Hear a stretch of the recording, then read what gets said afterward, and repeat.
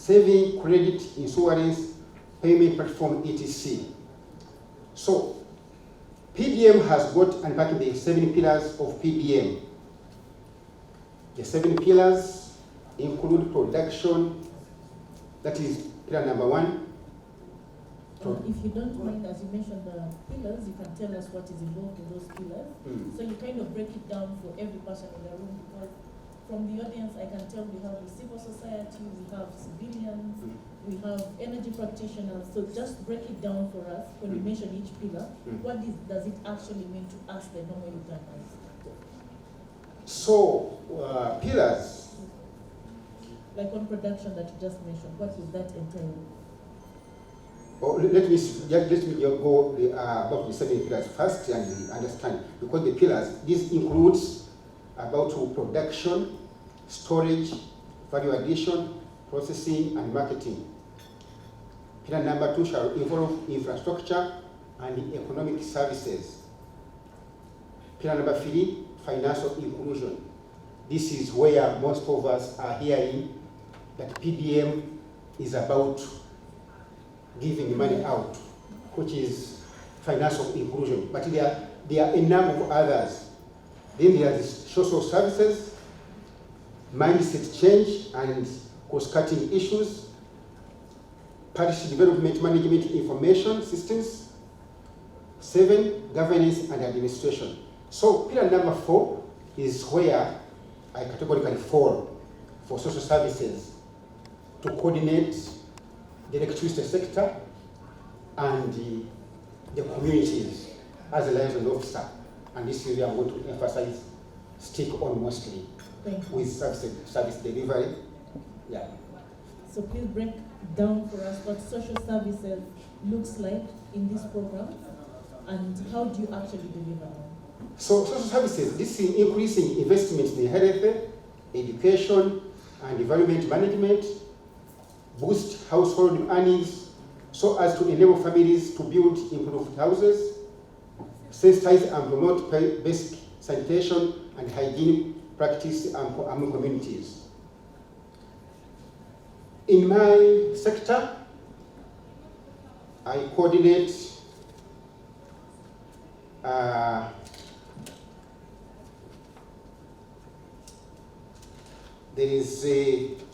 it is about production use of energy.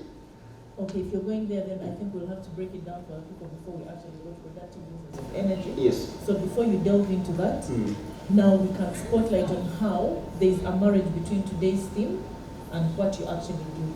So the theme for this session right now, we are trying to cast a spotlight on the future. How does the parish development model and productive use of energy actually marry? So the things you've heard him say, they are doing things at the parish level. And the parish level goes all the way straight from planning to implementation of the different programs, to supervision of the programs, and finally accountability. And he's just told us the area he supervises is really social services. He's broken down social services to a number of things. And this goes all the way from sensitization of the masses on healthcare, on energy, on building a proper home, having a proper house, all the way from parish level. Today I would like to know our theme. We are really in the energy sector and we want to know how do we bring down energy, how do we help the common person understand energy use and what is productive use for energy. So are the masses in Uganda understanding this?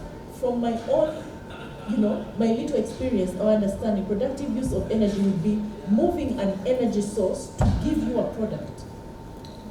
Using energy to produce something. Using energy, not just, right now the sun is shining outside, that is energy. Are we harnessing that resource? Are we using it to earn any money? Are we using it to add any value to the things that we deal with? This could be crops.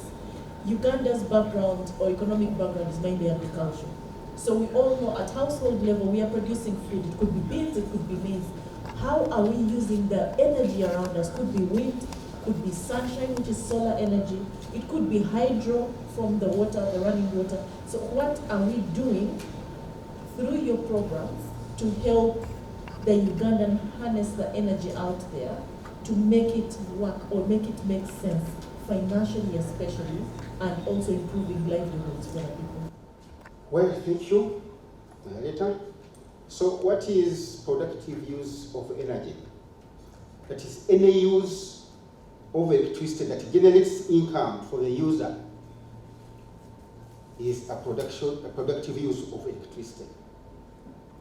Over basic household uses of electricity, it considers how adoption of electrical equipment can increase the productivity of micro, small, and medium-sized enterprises, including those in the home and bigger enterprises. I've been in the electricity sector. Formerly, I've been in the Rural Electricity Agency, which was merged to join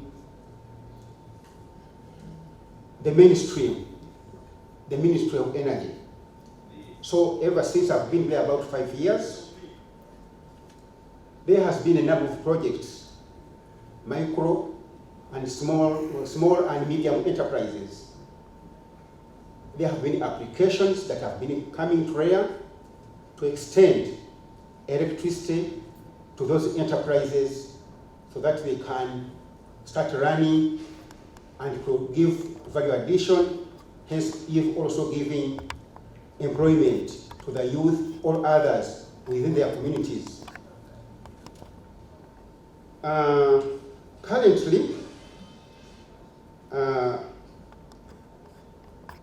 the access of electricity, we are at 57% nationwide, 57% where electricity has been extended.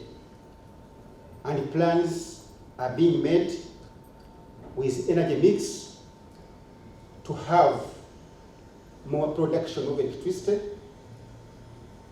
because currently we have 1,400 megawatts, and when we add Karuma soon, though it has started with some turbines, we shall be having 2,000 plus. And in the near future, we are progressing to have energy mix with nuclear energy, solar energy, because even currently we are the biggest production is hydro. But we are going to add on nuclear, solar, to have more produced energy for the entire country, whereby 2040, we shall be having about 10,000 megawatts produced from hydro and the nuclear energy. So with this, will help us to extend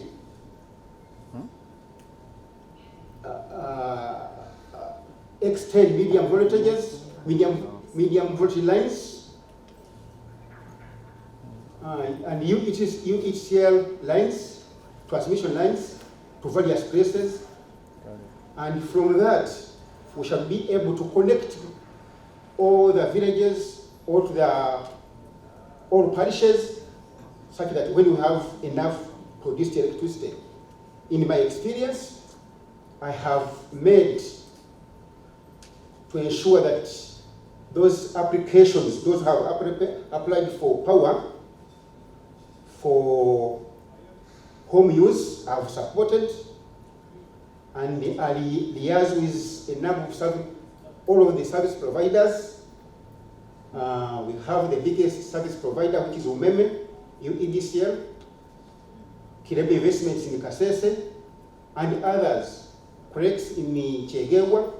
I liaise with them to ensure there is connectivity and extension of free phase lines to those who have applied for them, to ensure there is value addition on the facilities that have been made. And when I can mention here the period I have been there, this is program where the Rural Electrification Agency contribution to the operations wealth creation programs where I have been involved. I have a number of 80 projects here where I have personally intervened so that the three-phase lines are extended to these projects. In a few of them, I can mention. When we go on with the session, please feel free to send in your questions on written notes, or if you think you need to elaborate your question, you can hold it till the end of the session where we'll have a Q&A, and then you can get to ask the questions more elaborately. But if you think there's something that you're going to elaborate on from the project. Yeah. So, extension of electricity supply of small and medium scale agro-processing industries, for example, millers, model villages and communities engaged in agricultural activities. The progress has been the agency is currently utilizing the available resources envelope to implement schemes contributing to operation, wealth creation. And these personally have been involved all over the country. In a few of them, I mean, for portal areas, there is Renewable model village in Kabarole, and there are even some more projects have been there in July, where we are going to add on other projects have not got electricity. There is the Philippines hotel there, and their carpentry work they are supposed to get. I've been there. There is Kasese Industrial Park. I've been there personally. There is Industrial Globus Uganda Limited in Kasese. There is Karobwa Coffee and Maize Industries in Kasenda, that's Kabarole District. Katewa Veterans Block Yard in Kabarole District, that is happening. So the following schemes have been packaged and ongoing projects in the resort service territory. So these have been, there is Queen Elizabeth Info Center in Kasese District, Mariba Youth Center in Kasese, Harugongo Model Village, and other associated programs. The following schemes have been completed in districts: Buaga Enterprises Limited in Wikwe District, Luunga Farm in Wikwe, Arowet Agro in Bukedia District, Dokoro Agro Limited in Dokoro District, Hoima Sugar Factory in Hoima, Dr. Kalima's Juice Industry in Isingiro, Chizinga Stone Quarry in Jinja District, Butiki Rebel in Jinja District. I don't know whether moderator can read all of them because there are so many. So this is a number here. You could even just mention the districts, just so we know the kind of coverage you've had countrywide, just to understand the kind of impact you're actually having on the energy sector. Because I could not really separate in districts, but now if you have coordination in districts, just a district, one district. In the Kabale we have Maziba. You just say maybe Kalilo District, Kalungu, so we kind of okay. We have Kabale District, Kalilo District, Karungu, Kamuri, Kayunga District. There are so many there. Kapchora District. There are so many there. Chirukura District. That was saying a meat factory in Chirukura. Gotoga, Chirukura. Nyakahita Sako, that's Chirukura. Chinyandongo, that you have Karuri. Chisoro District, Camp Rice. This is Gaza Tours, this is Chisoro. Chankwanzi, we have Haywood Group. Leader, we have Obis Investment Limited, and others. They have Mlowoza. We have, you know who was Mlowoza, a person who died. He was a very strong person who was buried in Kalangara, has a project in Ruwero District. We have Maigo Growers, that is Maigo District. Coffee Growers, Eco Farm in Imare, Bosowa in Imare, Green Label, this is Malala, Mitiana District, Muwende, Mukono District, that's Makamat, Namave in Mukono, Nakaseke District, Sempo, Nakaseke District, that's Sibiko Farm, Nakasongola District, that's Parumit, Ntungamo, Chepene Coffee Factory, Kurubu Factory in Chungamo, Noya Farm, Apollo Leisure Gardens, Sironko, that is Wadadiri, Transformation Chichu Samodo Village, that's Wakiso, Miras Wakiso District, Wakiso District, Summer Farm, Wakiso, Nsekwa Village, Wakiso, Rukwingiri District, that is Uganda Benton Factory. The following package are undergoing projects. But some of these have been implemented, but may not read them. But among them, there are very many. There are very many, about even over 50. Others have been implemented. Thank you very much. The reason I was asking, just to kind of have an understanding. And the rest are service providers, like Umeme, and EDCL, and others. So after construction, these medium voltages, which involves also the low voltage lines and the medium voltage lines. Medium voltage lines are the ones that are carrying electricity, are backbone lines to the all sub-counties or districts. Once they are there, that there shall be a network from those lines to go deep inside to serve the transformers. So after serving the transformers, that's where we get the three-phase lines and the low voltage lines to serve the household and small and medium enterprises. So the distribution is taking the electricity to reach the parish, and after it has reached the parish, we can have low voltage lines leaving to households and medium voltage lines leaving to production sites. Exactly. Thank you very much. So, and maybe you're about to say something else, but at that level, you talked about energy mix. And that's one thing that you are looking forward to implementing in the program. And you also talked about nuclear power. You talked about solar power. Help us understand how the energy mix would look like, what kind of energies are yet to be mixed in the hydro we already have, and the kind of projections of the years of implementation. Okay, energy mix, that could mean that currently the main grid is fed by the hydro production, these dams on River Nile mainland. Though there are some other solar plants, like Kalangala.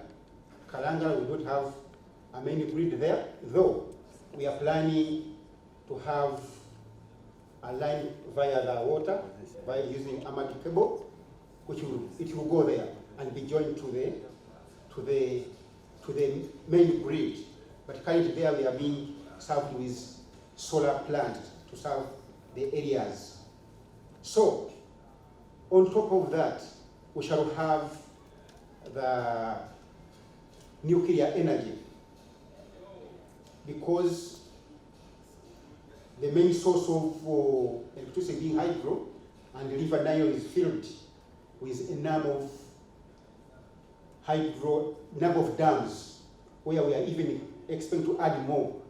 And even the River Nile is having others on the same on other countries, which is going to affect the environment and the other critical issues. I'm smiling because I know it's amidst all the environmental protection. Yes. So that is how we have to come on board to add on other sources of production, like nuclear power, nuclear energy, which is going to start and in Muyende, that is Muyanja sub-county, which is in the process of sensitizing people and where lives and paying off the people involved who are with the settlers.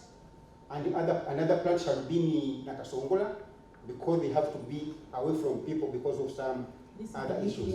That is the nuclear plant. And this nuclear plant in Munyonyo is supposed to will produce around 4,000 megawatts.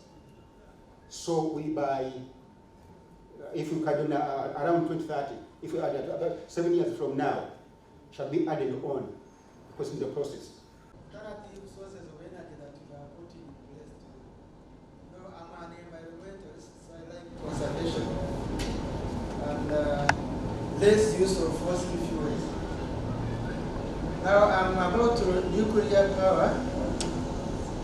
We know the dangers it has, especially to the human health. Much as we look at the advantages of it, I want us to look at, I want you to tell us what measures do you have in place to mitigate the negative effects of nuclear power.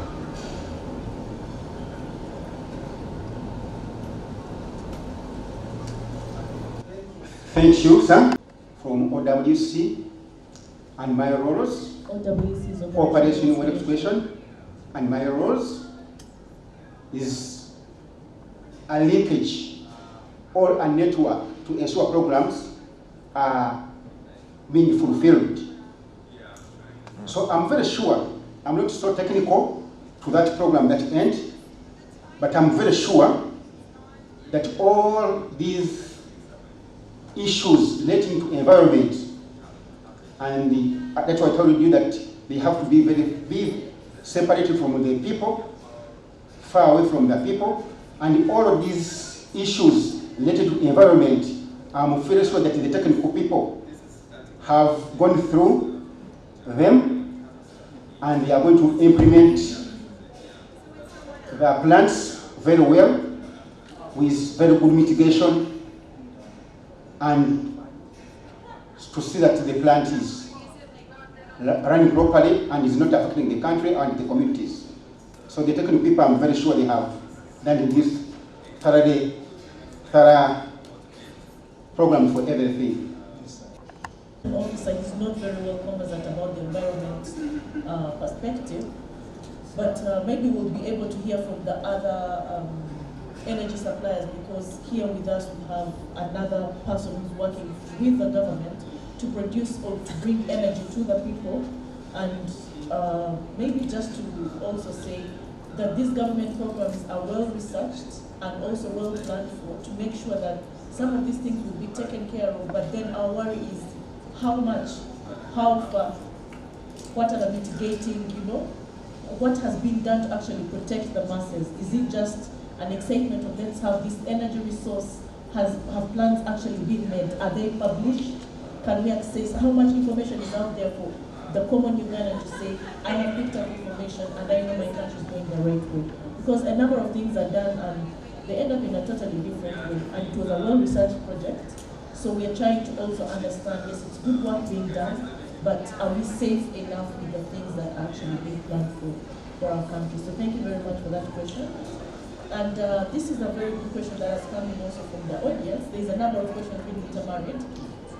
And they're asking how many participants are beneficiaries of the parish development model, of how many lives have been touched, how many households have been touched, how many parishes have you reached? Do we have a number where we say so many thousands or so many millions of Ugandans have been reached? There are publications to this. And then also, maybe, let me just read a few questions, because these are like 6 questions in one. But also, do you have direct access to the beneficiaries in your program? Or do you actually just stop at the parish? Then who reaches the households? Do you reach the households also yourself? Maybe first deal with those 2 questions, and then we can finally go into the rest. Thank you, madam. What I know that, what I understand that most of the people, the perception about PDM is about receiving money. And I've read to you the pillars, the 7 pillars, which are involved in the parish development model. And I specifically, in the social sector, of extending to see that electricity is extended to all the communities. So that is the line which I have to pursue to ensure that all people benefit from the electricity generated and they get what they are supposed to get in terms of extending to SMEs, to their houses, etc. Thank you. There's also something Operation Wealth Creation, because a number of the businesses here are Ugandan businesses, Ugandan innovations, and they're really trying to reach out to the masses. If we have a mechanism like Operation Wealth Creation, Operation Development Model, how is it tapping into these already, low-hanging fruits? We have all these appliances out there, technologies out there. How are you integrating them, or what's your plan for integrating these technologies in your programs? Thank you, moderator, and thank you. As I told you earlier, how our network was organized from the chief coordinator, deputy, district, and constituencies. Then we liaison officers from different departments and ministries. I'm going to ensure that to talk with our partners within the ministry that all these programs, because since we have our people who have the ability to push, like our constituent commanders, that all these programs, what they get to know about this information, I think the information is still on top, has not properly been disseminated to the district and the lower levels to understand all this. So I shall have to liaise with the partner at the ministries that all this information is disseminated to the district involving our network of operational regulation to ensure that all these programs are fully attained.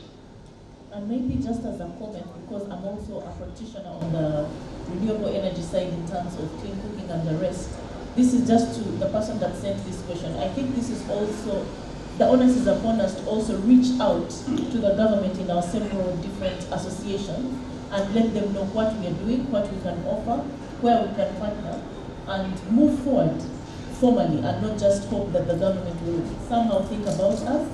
So I think even right after this meeting, let's hold these people while they are still in the room and say, hey, this is who we are, this is what we have to offer, how can we do this together? And not have to look for them maybe when they are back to those offices with urban vehicles and we can't touch them. So today, just take the chance and introduce yourself, what do you do, and move with your association, because there you have a bigger voice for the entire sector. We have another question, but before that question, one of the other questions we had here with us is, in the midterm, so you have a long and a very good plan for the future. Energy, 2040, we're getting there. And this question is, we already have renewable energy technologies and options, like off-grid, solar and the like.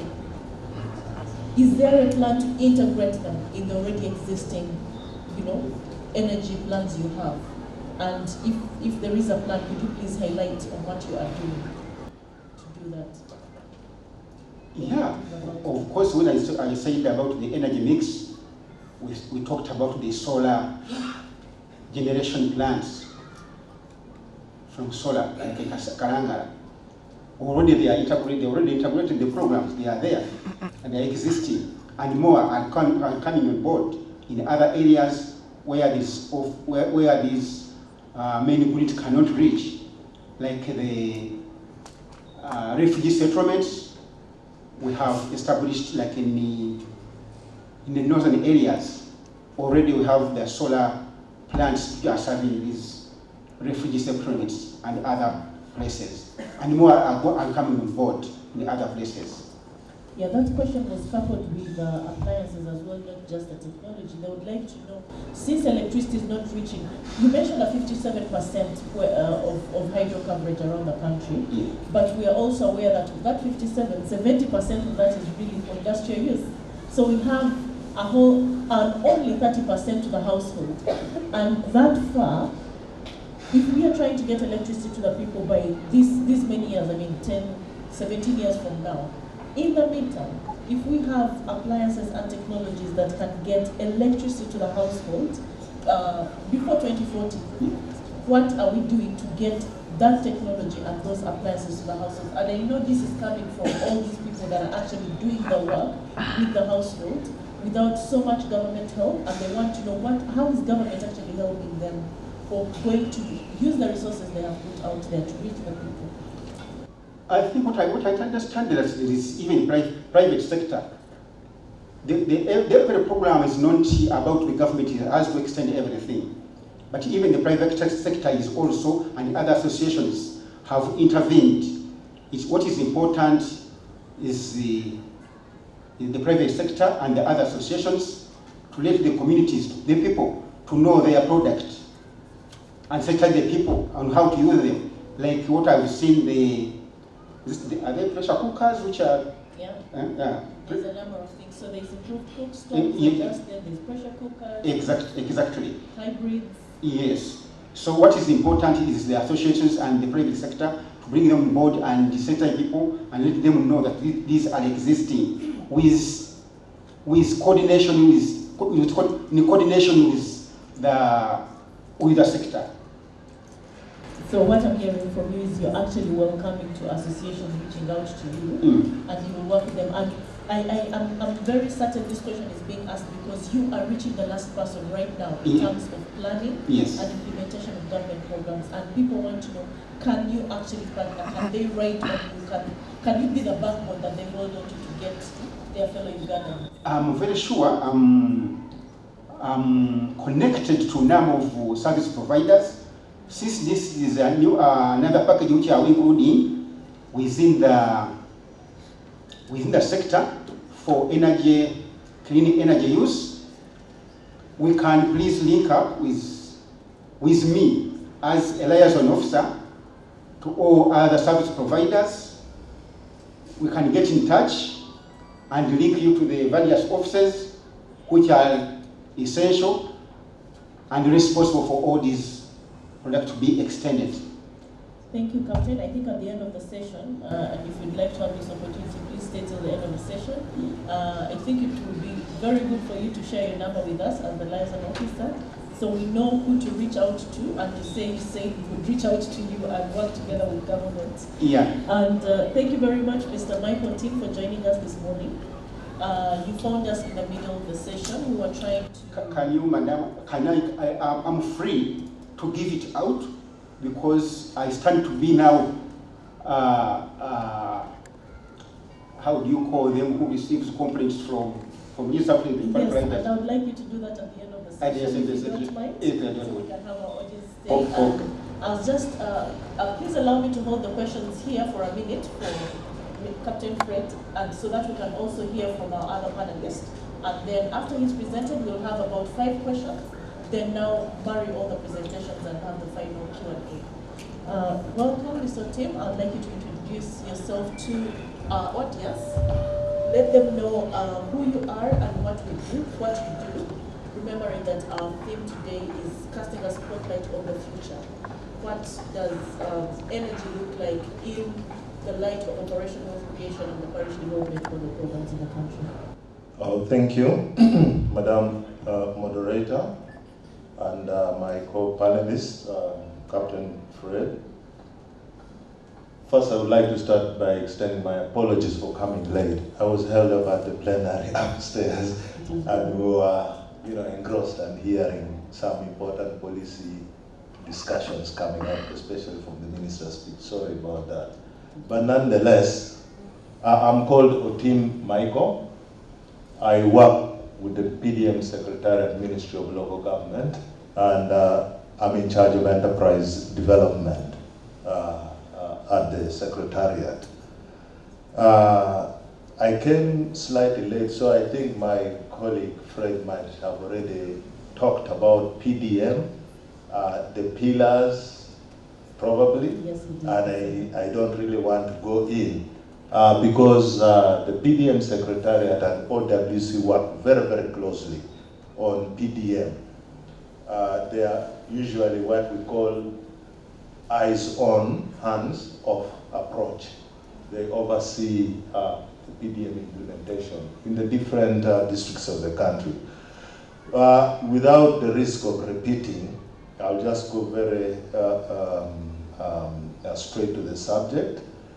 PDM, one thing people should understand is for all Ugandans in the first place. When you hear of the 7 pillars, it's for all Ugandans. There's only a component, that is Pillar 3, financial inclusion, is meant for the 39%, the poor of the poorest, who actually get. But PDM is about the roads that you have, it's about security, it's about energy, water, healthcare, education, financial services, and other things. So this is one thing that normally I want to emphasize. Now, a question came up now how many people, households? In the country, we have 10,594 parishes in the country. Each parish, as of the last financial year, had already received 100 million. As you know, every year the government has committed to give 1.1 trillion to support the parishes. That money is available. Now, moving on, how many beneficiaries? So far, I would say people who have received, His Excellency, the President, gave a directive that each household receives 1 million shillings. I estimate well over 10 million Ugandans have so far received that money. And when you say receiving, is this a cash handout to individuals or a household?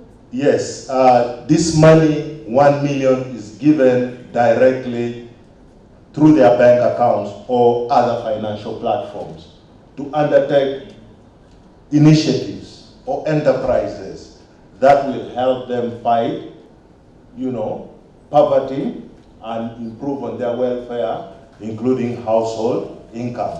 So that is the position government has directed. And their core enterprises that these people in the community are engaged in, the 7 key enterprises that His Excellency always talks about in the framework of the FOACA model: piggery, coffee, fish farming, poultry, fruits, and food crops. So every household, in that vulnerable household, the 39%, as I said, it's not for everyone. The 39% are those who are getting that 1 million shillings. Allow me to ask, how do you identify the households that benefit in this, the money boost to start these economic activities? Yes. How you identify them and how you actually deliver the money? Yes, the beneficiaries are selected in the community at the parish through a village meeting. With the presence of their circle leaders and the presence of the LC1 chairman, including the parish development committees who oversee without interfering. So it is the people, as guided by His Excellency, who know who are really vulnerable. So the people in the community select the people who should benefit. And once these individuals are selected, normally they form what they call enterprise groups. They are part of what they call enterprise groups. These enterprise groups are the ones that come together and form circles. They are members themselves, of the circles. And they select among themselves who should benefit. And it's a long process, but nonetheless, once that is done, the local authorities, the CDOs, enter them, capture them in what they call the PDMIS, that is the Parish Development Management Information System. And the whole process is supported by the district, and these individuals go into loan application, because it's not a grant, it's repayable. Yes, it's not a grant, it's not free. You are going to repay that money beginning after 2 years, but maximum after 3 years you should have repaid that money. So that other community members within that parish also benefit. This is money which is a grant by government to the parish, Government is not taking it back. That money will keep on revolving in form of a parish bank. So whoever is a member must ensure they safeguard, ensure that borrowers also repay back that money so that others can access.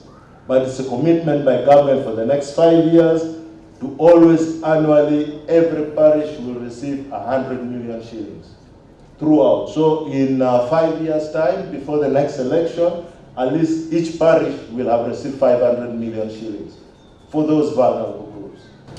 Thank you very much, and it's very interesting to learn that it's actually a revolving fund mechanisms such that the monies are always there for as long as people are paying back. So it may take another 2 years before we have it start to evolve. And I'm interested to understand, what is your gender policy in these programs or in the dissemination? We know very well a number of programs are run and they're very nice, but the usual culprits, the women still look at it's a story. It's I wish, and it's just left up there, and you have the people that will run around and access, and it's easy for them to leave the home because there's no baby crying, no child at school, or no pregnancy going on to access these programs. What is your policy for the woman to actually access these services that you're putting out there? Yes, thank you. There is a clear guideline, guideline on how different groups benefit. Women, 30%. The youth are also 30%. There's something for the disabled, also about 10%. And then there's something also for the general community, about 20%. So we have, and then elderly 10%. So that breakdown is very clear. So in the process of disbursing these monies at the circle level, they make sure that these considerations are taken into account. And every category that falls within that range receives their equal share.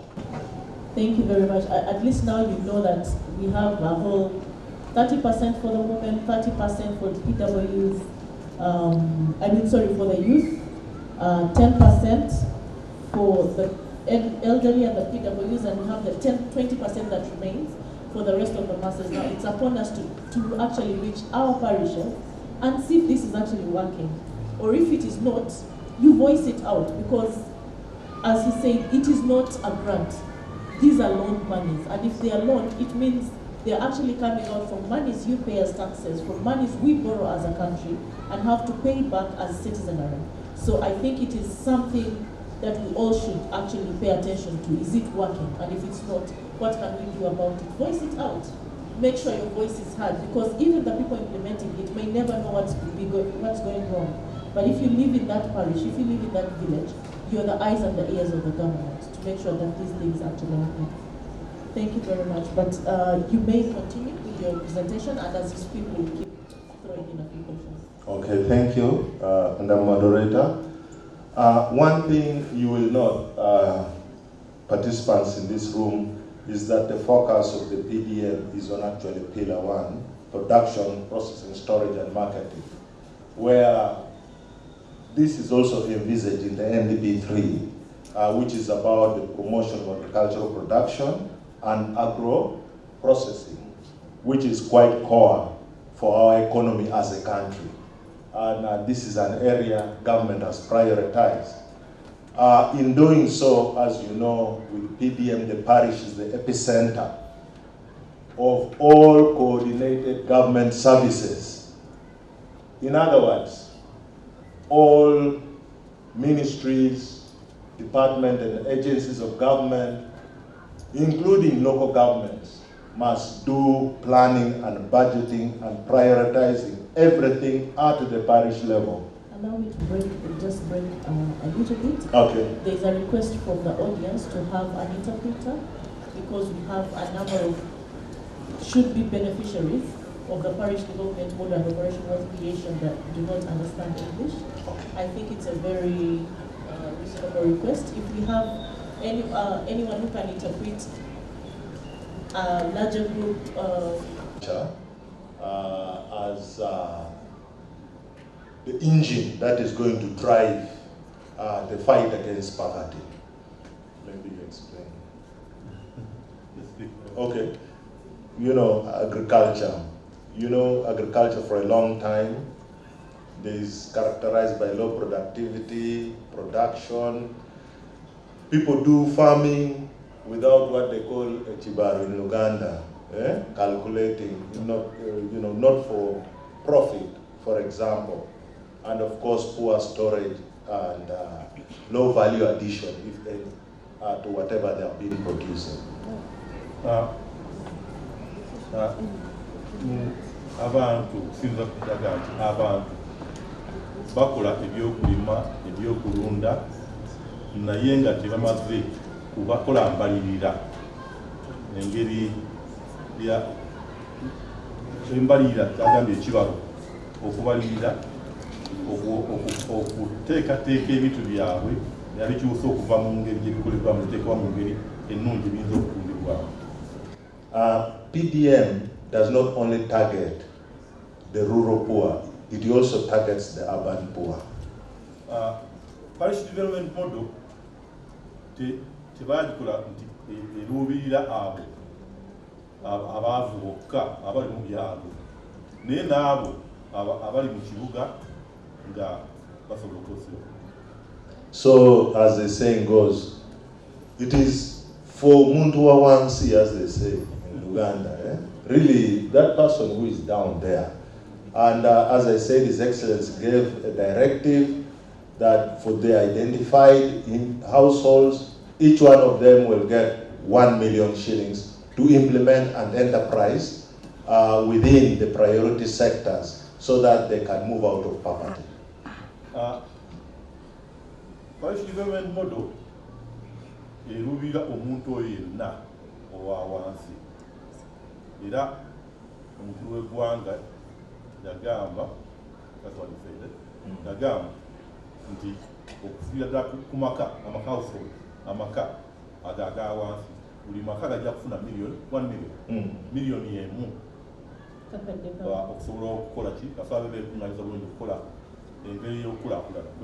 Yeah, but they should know that they borrow it from the parish because they will be paying back between 2 years and 3 years. They should be paying. Sente ezo si za bwereere za kusasulwa era obwozeewoze bwewozi okuva ku parish. But he has a very low interest rate, only 6% interest. Kakati sente z'onooyongeramu ntono nnyo ekitundu bakiyita etya kamu ku 10. 1%. And they get the money from their parish circle, or if it's in an urban area, their ward circle. Sente ezo muzifuna okuva waliwo circles eziri ku parishes oba mu kitundu mwobeera mujja sente. All the 10,594 parishes in the country have a circle to facilitate that process. 10,594 parishes across the country. Parishes oba emiruka omutwalo gumu 10,594. omutwalo gumu mu bitaano munya. And each one of them is receiving 100 million every year. Kati parish ezo buli emu ejja kufuna miliyoni 10 buli mwaka. Now, as I said, PDM is not only the money component. PDM is wider, as explained earlier on the 7 pillars by my colleague. Kati bwogera ku parish development model tebagamba nti eri ku sente zokka, si money component, si sente zokka, naye erina ebigundi bingi byegera okukola ki.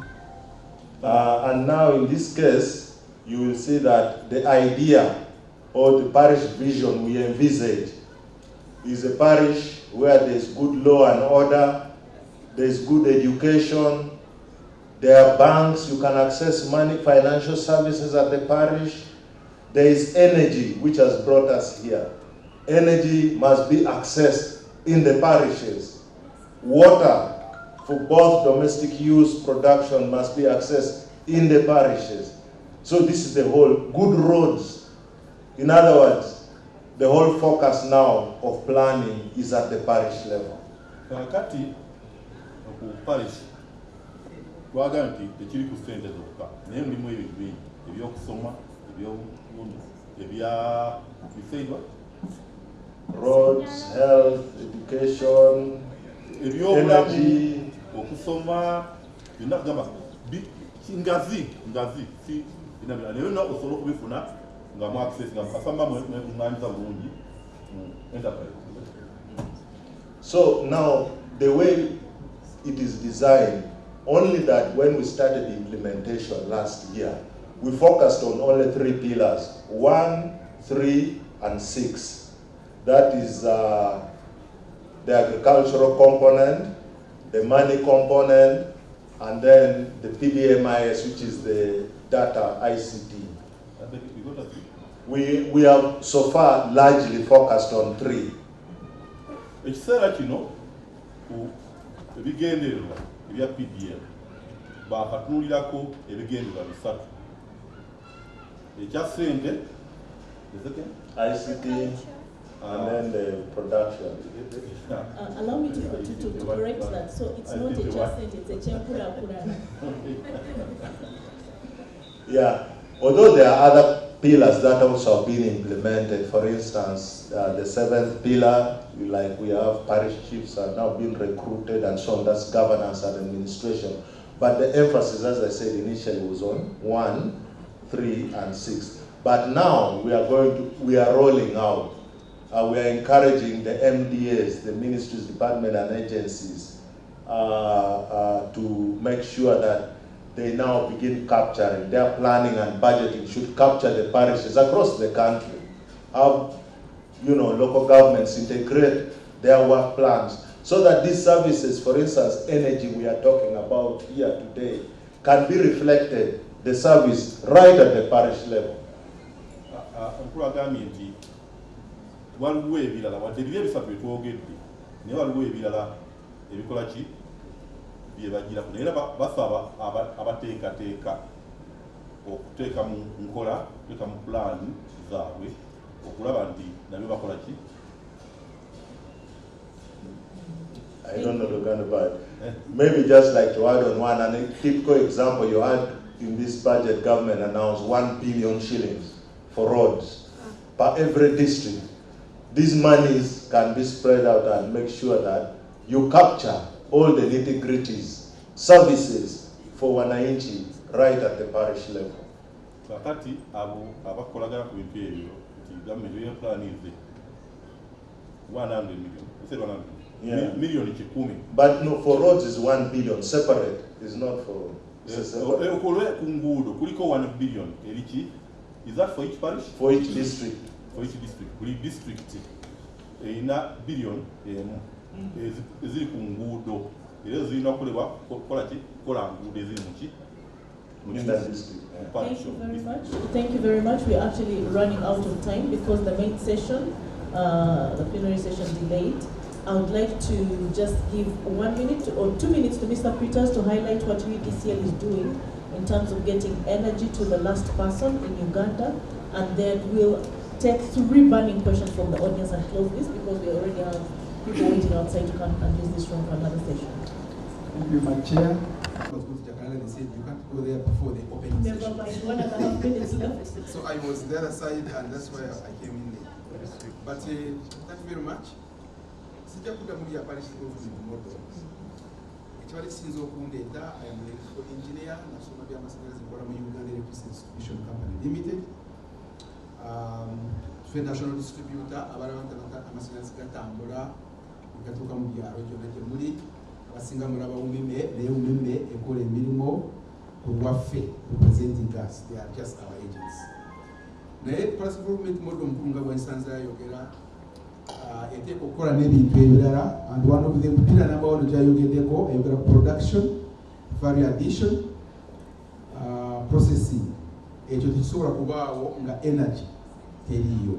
Akati ffe tutunula integration of energy, how it can be integrated in parish development model, nti eri ku parish ekiri kitambula bulungi. Government gye tukolamu eby'amasanyalaze erina programs nyingi. What program kati etambula okutwala amasanyalaze ku Gongolola, the parishes, that is in line with PDM. So that ebinaba bituuseeyo abakola banaba bakola projects ezo ettaka computers okufera n'amasanyalaze. Ekyokubiri, okulaba nti buli munnayuganda asobola okuba nga alina amasanyalaze mu nyumba. Parish government model ejja promoting cottage industry. Mr. Peters, please mix for the English speakers as well. No, that's actually Yeah, it is. Yeah, I think you kind of. okay. So the issue is to see that every Ugandan at the parish can access electricity. I've talked about the project of government to take power to every parish specifically. I also highlight there is another project now called Electricity Access Scale Project. Million Lukaga Satumunana, Zabde World Bank, Yoda project ya emyaka etano. Enge kigendererwa kya project enti power must be taken to every parish, every village, and people must access power. It will facilitate this production at a small household level. Abantu mu maka kubanga balina kye basobola okukola osobola okusiika ebinyeebwa n'osupplyinga mu kasupermarket akali okumpi. Osobola okukola baking n'ofumba ku cakes, because this days we are talking about urbanization. The people at the local level bateekwa balina kye basobola okukozesa amasanyalaze. The subject of productive use of electricity is a new one, which means we have to transit. We have been taking power to the rural communities just to say they can twara amasanyalaze abantu bajja kukolakulana. Now we are saying we have to align. Before we take it, we say this region is good in cotton, is good in this. So the electricity we take there must be able to help machinery, or if it is milling, it must be able to help in this particular activity. So, eggwanga tugenda kulisoninga, tutwala amasanyalaze mu byalo, nga tumanyite ekyalo ekyo is good at this. Mr. Peters, and that's a very interesting point you reached, because earlier we were asking the question, I think, to the wrong people. So there's a long-term program to get electricity to the people. And in the meantime, we have a number of renewable energy practitioners with solutions, innovations, both on the technology and the appliance side, and they are asking the question, what is your plan, what's the government's plan to integrate these solutions in to support the main grid? Because yes, we had a figure of 57% of Uganda now has electricity, but 70% of that is industrial use. So on the household level, we are still stuck with no access. Yes. And that's for 70%. And also, maybe in addition to that, another figure is 90% is our heritage being swept away. So what is the government's plan to include the renewable energy, like solar, like wind, or other things? Right now, we have a lot of exhibitors with appliances, with technology, and they're asking, is there a plan to integrate this in your programs, or can we wait until electricity gets the last person? Thank you very much for that question. That is part of the electricity scale access project. The 638 million I've talked about, a big chunk of that money is going to be put on the grid extension. But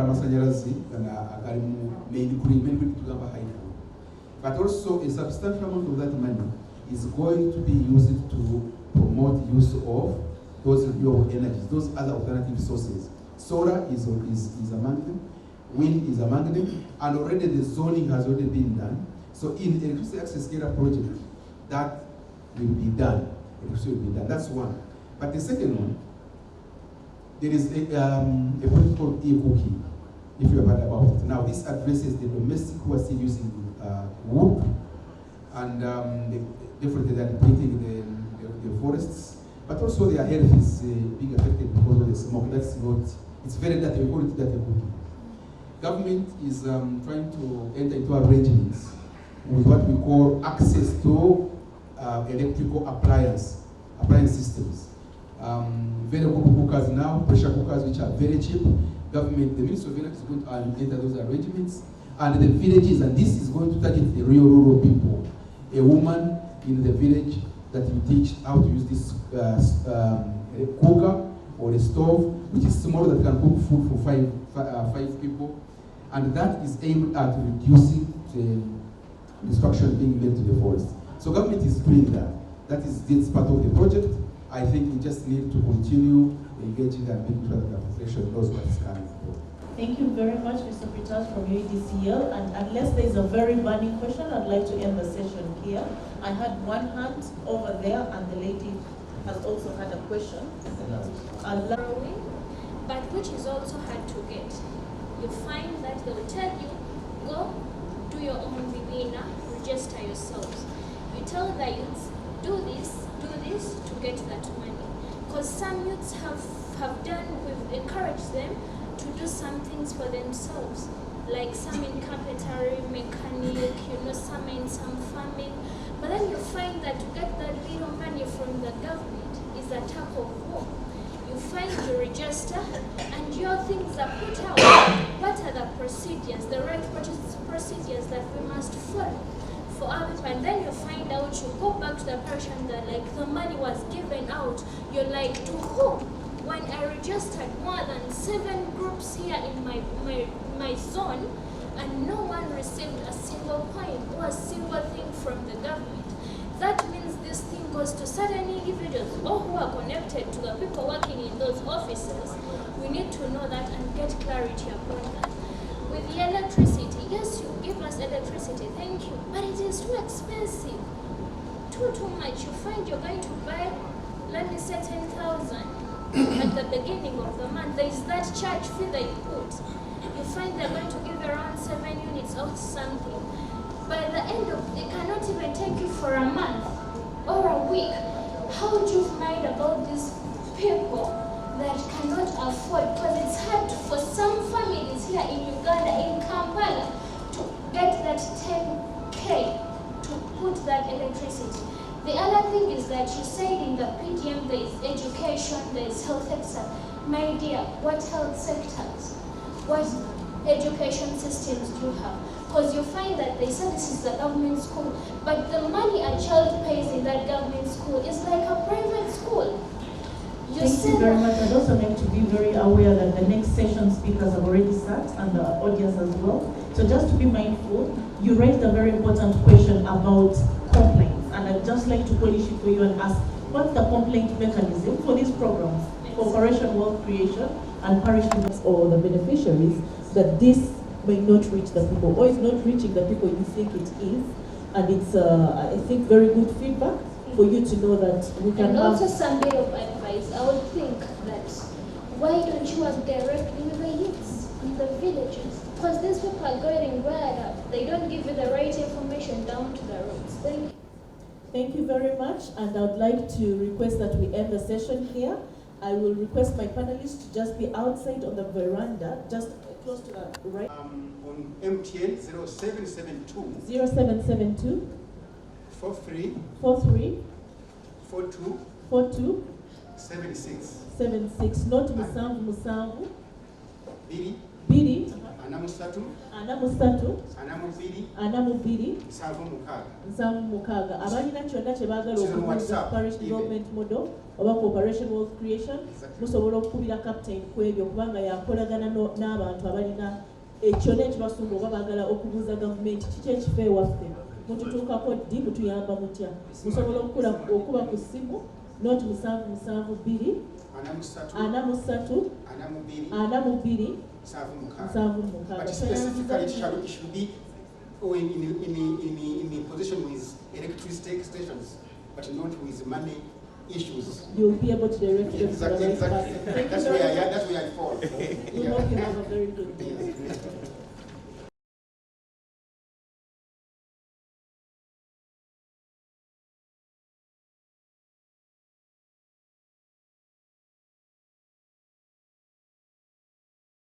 Munyonyo.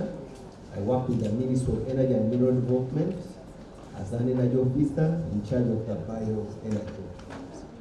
Now we introduce my panel, having Vincent Stelemba, the president and co-founder of Tulima Solar Uganda, and also a representative of the executive director, Asereka, represented by Mr. Joshua Okonya. My team, I'm going to give you some few minutes to introduce yourselves as we move on this part. Thank you so much, Mr. Moderator, and then thank you so much for the people that are in the conference. As the moderator said, my name is Vincent Seremba, president and co-founder for Tulima Solar. Tulima Solar is a productive use of renewable energy company. We specifically work with smallholder farmers across rural Uganda, and actually even mid-sized and large commercial farmers. And our partnership with farmers is relating to solar water pumping technology. So we provide a slew of solutions. Actually, all our solutions are digitized. So number one, we do the designs for the farms, and then understanding that each farmer has a very specific need. Their farms are different. Everyone has a very specific need of what they want to use the water for production for. Then we do underwriting because we offer two forms of payment, both cash and credit for people that want to acquire the technology. So we do underwriting as a company, and then monitoring just to ensure, just to see how the systems are working over a period of time. And with our farmer partners, we offer a 2-year after-sales service where the systems themselves, in case they have any issues, it's no cost to the farmers. So we partner and we actually make irrigation renewable and very easy for the smallholder farmers across Uganda. We currently work in roughly 40 districts across Uganda through lead generation partners. And we've been in this market for roughly 4 years. Thank you. Thank you.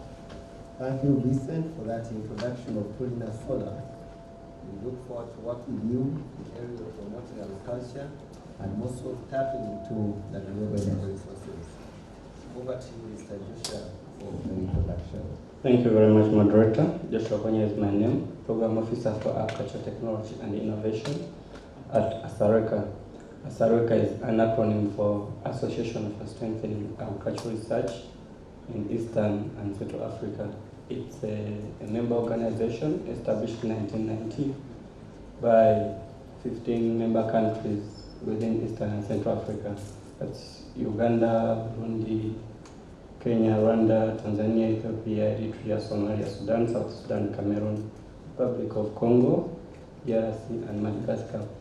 It's made up of research institutions in those countries. We have our secretariat in Entebbe, Uganda, where we do the coordination of agricultural research, capacity building, policy, agricultural policy engagement, and the technology generation, dissemination, and scaling. So, related to this conference, we are more into promoting and championing climate smart agricultural technologies. Thank you very much. Place and ensure that we have water, energy, and the food nexus. I would like to request my colleague Vincent Selemba to give us a perspective on that issue of the water, energy, and the food nexus. Thank you. Probably expound more, given he's on the research side. So from our perspective, we feel that there needs to be like a collaborative effort across like all stakeholders. In Uganda, it's not only for the private sector to actually solve the management of resources when smallholder farmers are actually producing, are being productive in their farms. We understand that the government has to definitely be involved in terms of policy framework. We fully understand that development partners also have to come on board and push their agendas on renewables and emissions.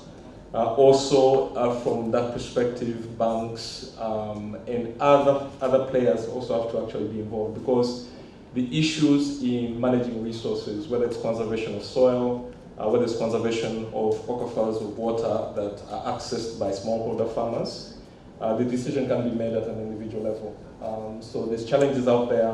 One that I'll probably mention is most of the farmers that we deal with don't have access to water sources. So in developing of those water sources, it's not just for somebody to actually dig and access that water source. There has to be an understanding of what the impact is like downstream in terms of other folks that actually have to access the same water source. But along the same lines, even with regards to irrigation, it's not a matter of just irrigating, so to speak, because you're trying to substitute for the rainfall that's not actually happening. But it's a matter of like understanding the moisture content of your soil. It's a matter of understanding, how is the interaction with the nutrients that are in the soil and actually what you're trying to produce. And then in terms of the energy part of it, you find that in most of the areas that we work in, especially the last mile ones, there's challenges in energy, in access to energy. They all don't have electricity, and the whole journey with fossil fuels. So we have, from a private sector perspective, promoted solar, and we have tried to work with government and everybody else to make it accessible, and then also to make it, and then also to make it affordable. Now the food part is actually when both they interact, right? So how does a smallholder farmer become like really productive, and then also manage, the resources that they have, right?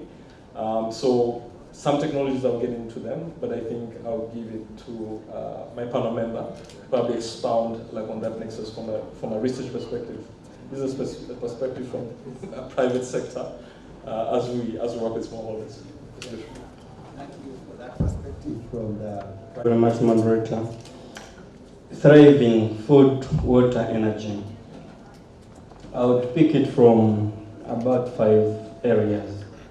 One would be policy alignment, then investment strategies, technology and innovation that my co-moderator has also hinted on, capacity strengthening and building, and then multi-stakeholder platforms. Something he has talked about, collaboration between the government, NGO, and the private sector.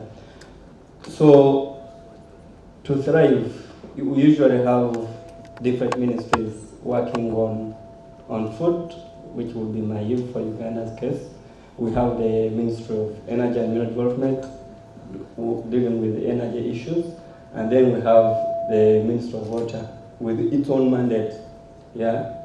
And now, somehow, you find that with climate change, and when we talk about adapting or building resilience of smallholder farmers to climate change, somehow they have to work together. Yeah. So how do you separate mandates? That for the Ministry of Irrigation, okay, if it's an initiative around irrigation, this is how it should be handled, and Ministry of Water shouldn't feel okay, my Eve is doing my work. Yeah. So we have seen these fights, not really physical, but we have seen people saying this is my space, keep off.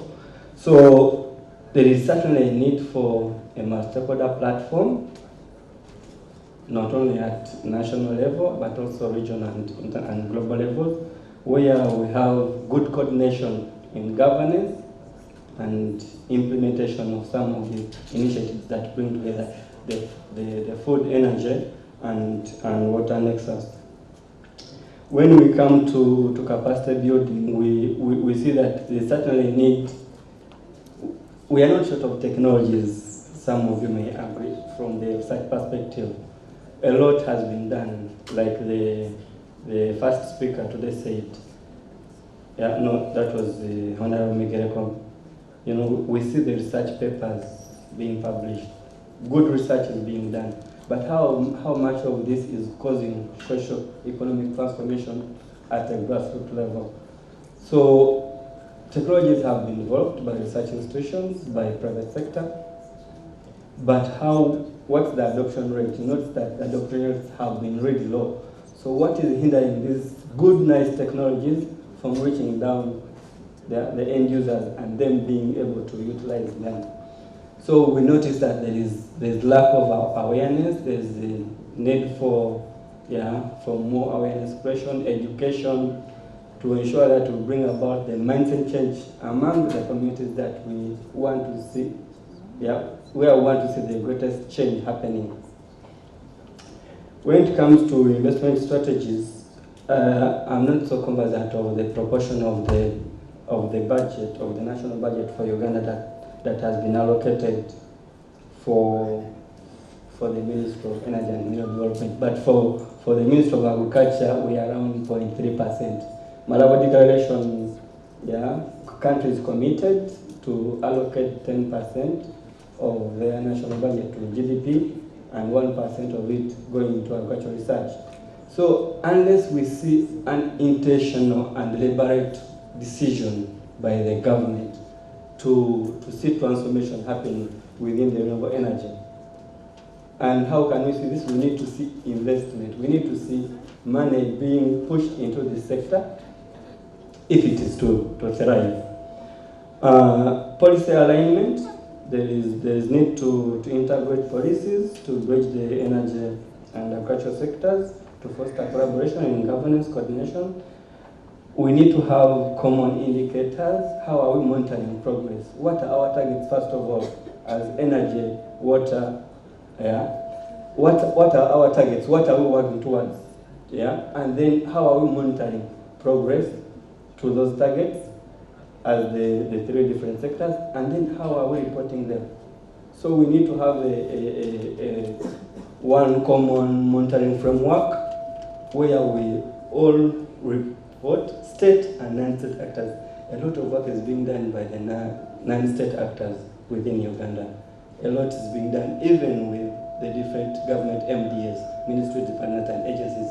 But who coordinates all these efforts, brings them together and reports that this is the coverage of, say, renewable energy in Nakapilipili district, for example. So we need that policy alignment that enables the coordination. Thank you very much. Thank you, Joshua. You've touched a very critical point in terms of having policy and also having a very good monitoring framework in terms of monitoring issues to do with the water, energy, and food nexus. I would like just to give a chance to two or more of my panelists that have joined, just to introduce themselves. We're just looking at some of the mechanisms that we need to have a thriving water, food, and energy nexus. And one of the issues that have been highlighted is the issue of good collaboration, policy, issues of capacity building, awareness, and having a financing mechanism. So I'd like to give you the floor to introduce yourself. My name is James Plato. I work for the Uganda Water Sanitation Network, and I'm glad to participate in this discussion on the water, energy, and food nexus. Thank you. Thank you so much. I know, Martha, we have made a number of commitments regarding cutting down our climate emissions. And I would like you to give us a perspective on how the issue of water. I'm sure a lot has gone on and many discussions have happened before we walked in. And on the issues to do with emissions and how we can harness the integration or the looking at food, energy, water nexus in an integrated way to cut down on the emissions can happen in several ways. When I walked in, somebody was speaking to the enabling policies that enable the government to act in an environment that shows direction of what government stands for, and I think that was very good. So I would like to touch a bit on the inclusive regulatory framework that we must have. For many of our projects, we do environment and social impact assessments, and we need to be seeing this speak to the nexus very well, that when we are looking at the environment issues, the social issues, how much of that is contributing, or what kind of risks are we identifying, and mitigation measures that we are proposing in the direction of emissions, in the direction of reducing carbon emissions and embracing more clean energy sources. We look at an issue of, for example, energy generation. We know that there are competing needs. For example, for the water bodies that we have. And the Ministry of Water, of course, gives permits for the use of the water resources. But how do we come from an angle where we are speaking as a nexus and we are able to harmonize those different uses, and then we're able to move together other than implementing separately, and then we have to go back and retrofit our projects, and that costs a lot of money, and of course the damage has been done already. So in the issue of emissions, we need to move in an integrated way, for example, through inclusive regulatory framework. I had also somebody speak to the multi-stakeholder engagement that goes down to the grassroots level, and that's where it all starts, that the people at the grassroots must understand, because that's where emissions start from. And the grassroots can refer also to the person generating at a higher scale, for example, an industry. For example, an industry that is emitting, it could be a food processing industry, it could be a water treatment plant. How efficient are its operations? It could be a wastewater treatment plant. how efficient are its operations regarding carbon emissions. So we need to embrace different technologies that contribute to the reduction of carbon emissions, and together the total amalgamation of our activities can increase or reduce the carbon emissions, and therefore contribute or reduce the risks of climate change and increase our resilience or actually reduce it. Thank you. Thank you so much, Martha. The issue of sex. Well, thank you, moderator. And my submission of this is that, well, the government of Uganda must be commended for adopting the program approach.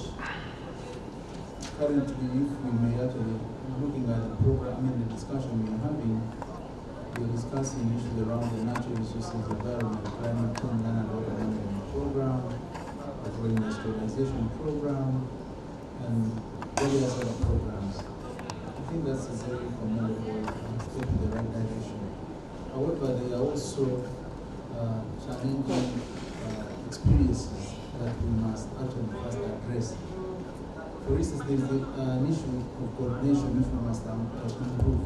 The issue around the nexus of water, energy, and food is cardinal to everyone's human well-being. Because these are the three most important things that we interact with every other day. I'm sure each one of us has just had a cup of tea, isn't it? That had water, but to have that tea there was energy, and the whole, the tea plus the accompaniment made what we call food, isn't it? But to have that at the policy level, the different programs must be seen to speak to each other. So there must first and foremost be coordination, strengthened coordination of the different actors. We are seeing this, for instance, when you look at the Human Capital Development Program, where water is like cross-cutting in three ministries: Ministry of Water, Ministry of Health, Ministry of Education. You will find Ministry of Water planning for certain things. The Ministry of Education is planning for water in education institutions. Ministry of Health in healthcare facilities. Ministry of Agriculture planning for water for agricultural production. But we are all looking at water.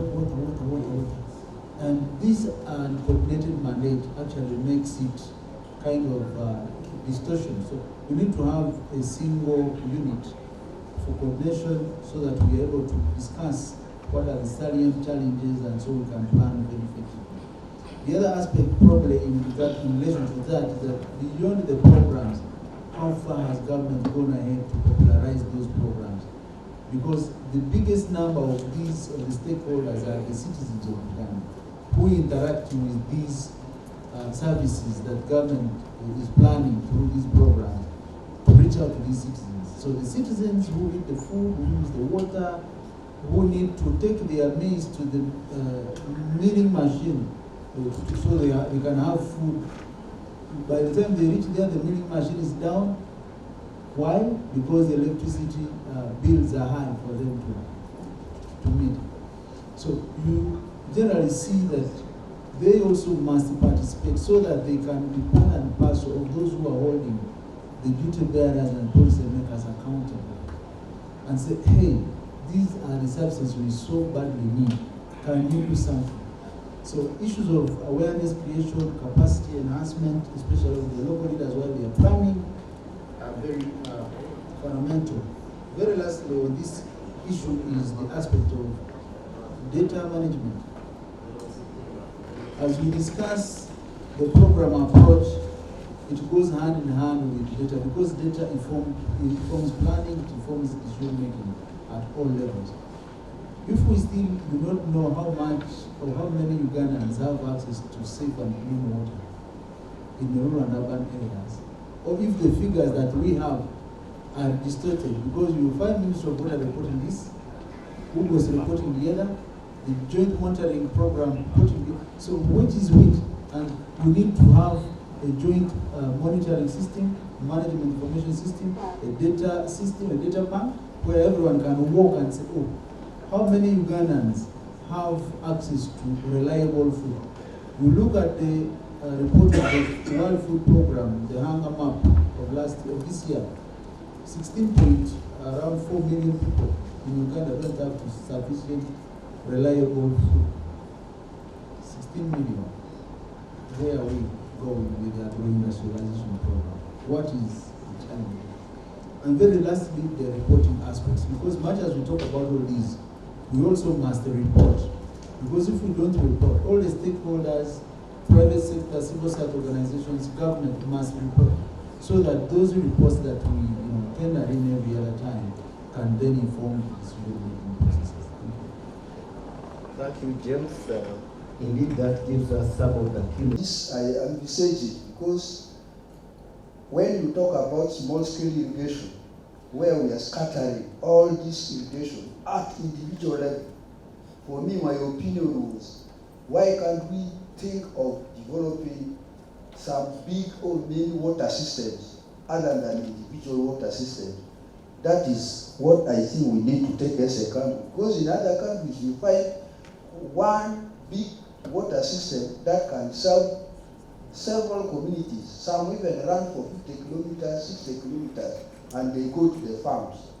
The second issue is the cost effectiveness and efficiency of these facilities, whether they are water systems or they are energy systems and so on. So I see where we have a challenge of sustainability and operation and maintenance of these facilities. So that is, I think, what we need to do. Lastly, the program approach. I think he has clearly talked about it. This program approach is something that has not been cascaded to the grassroots. Even the people at the higher echelon, they have failed to understand how this programming works. And that's why there are this mismatch. Or there are people don't. Ideally, a program is through program approach. We are supposed to deliver jointly and together. For example, if we talk about human capital development, all those engaged in human capital development, whether you are a ministry or your department or your agency, you are supposed to deliver as one. But this is not happening. So how do we ensure that in the next development plan 4, this one is implemented? Thank you. Thank you, District Planner. I had a hand there. Solar water pump projects, how sustainable are they and how do you ensure sustainability? Because they have an example of a project, government project in Buunga. This is in Bujiri. It's a coffee hala. It's called the coffee hala, and it was installed in 2015. I went there in 2022, and it looked abandoned. Very expensive equipment. So I'm wondering how these water and projects, how sustainable they are, and how you're ensuring that. Someone talked about clash of mandates. How are we ensuring that the different projects, the Ministry of Water, then Water and Sanitation, and other projects, how are we ensuring that mandates are not clashing or overlapping, and the conflicts that you talked about, how they are being addressed? How exactly is that overlapping mandate being addressed, or who is addressing it? Thank you very much. Yeah, thank you, Dakara's issue of document. That gives us the solar panels. Yeah, my observation, what is the matter, actually, I wanted also to interact on this, that water, energy, and food. Actually, all the three have, each one has its connection. And all over the three goes on to environmental protection. And I think it would be better to first involve the community, first of all, the community, the farmers, to understand the consequences that can develop when the environment has been not used well.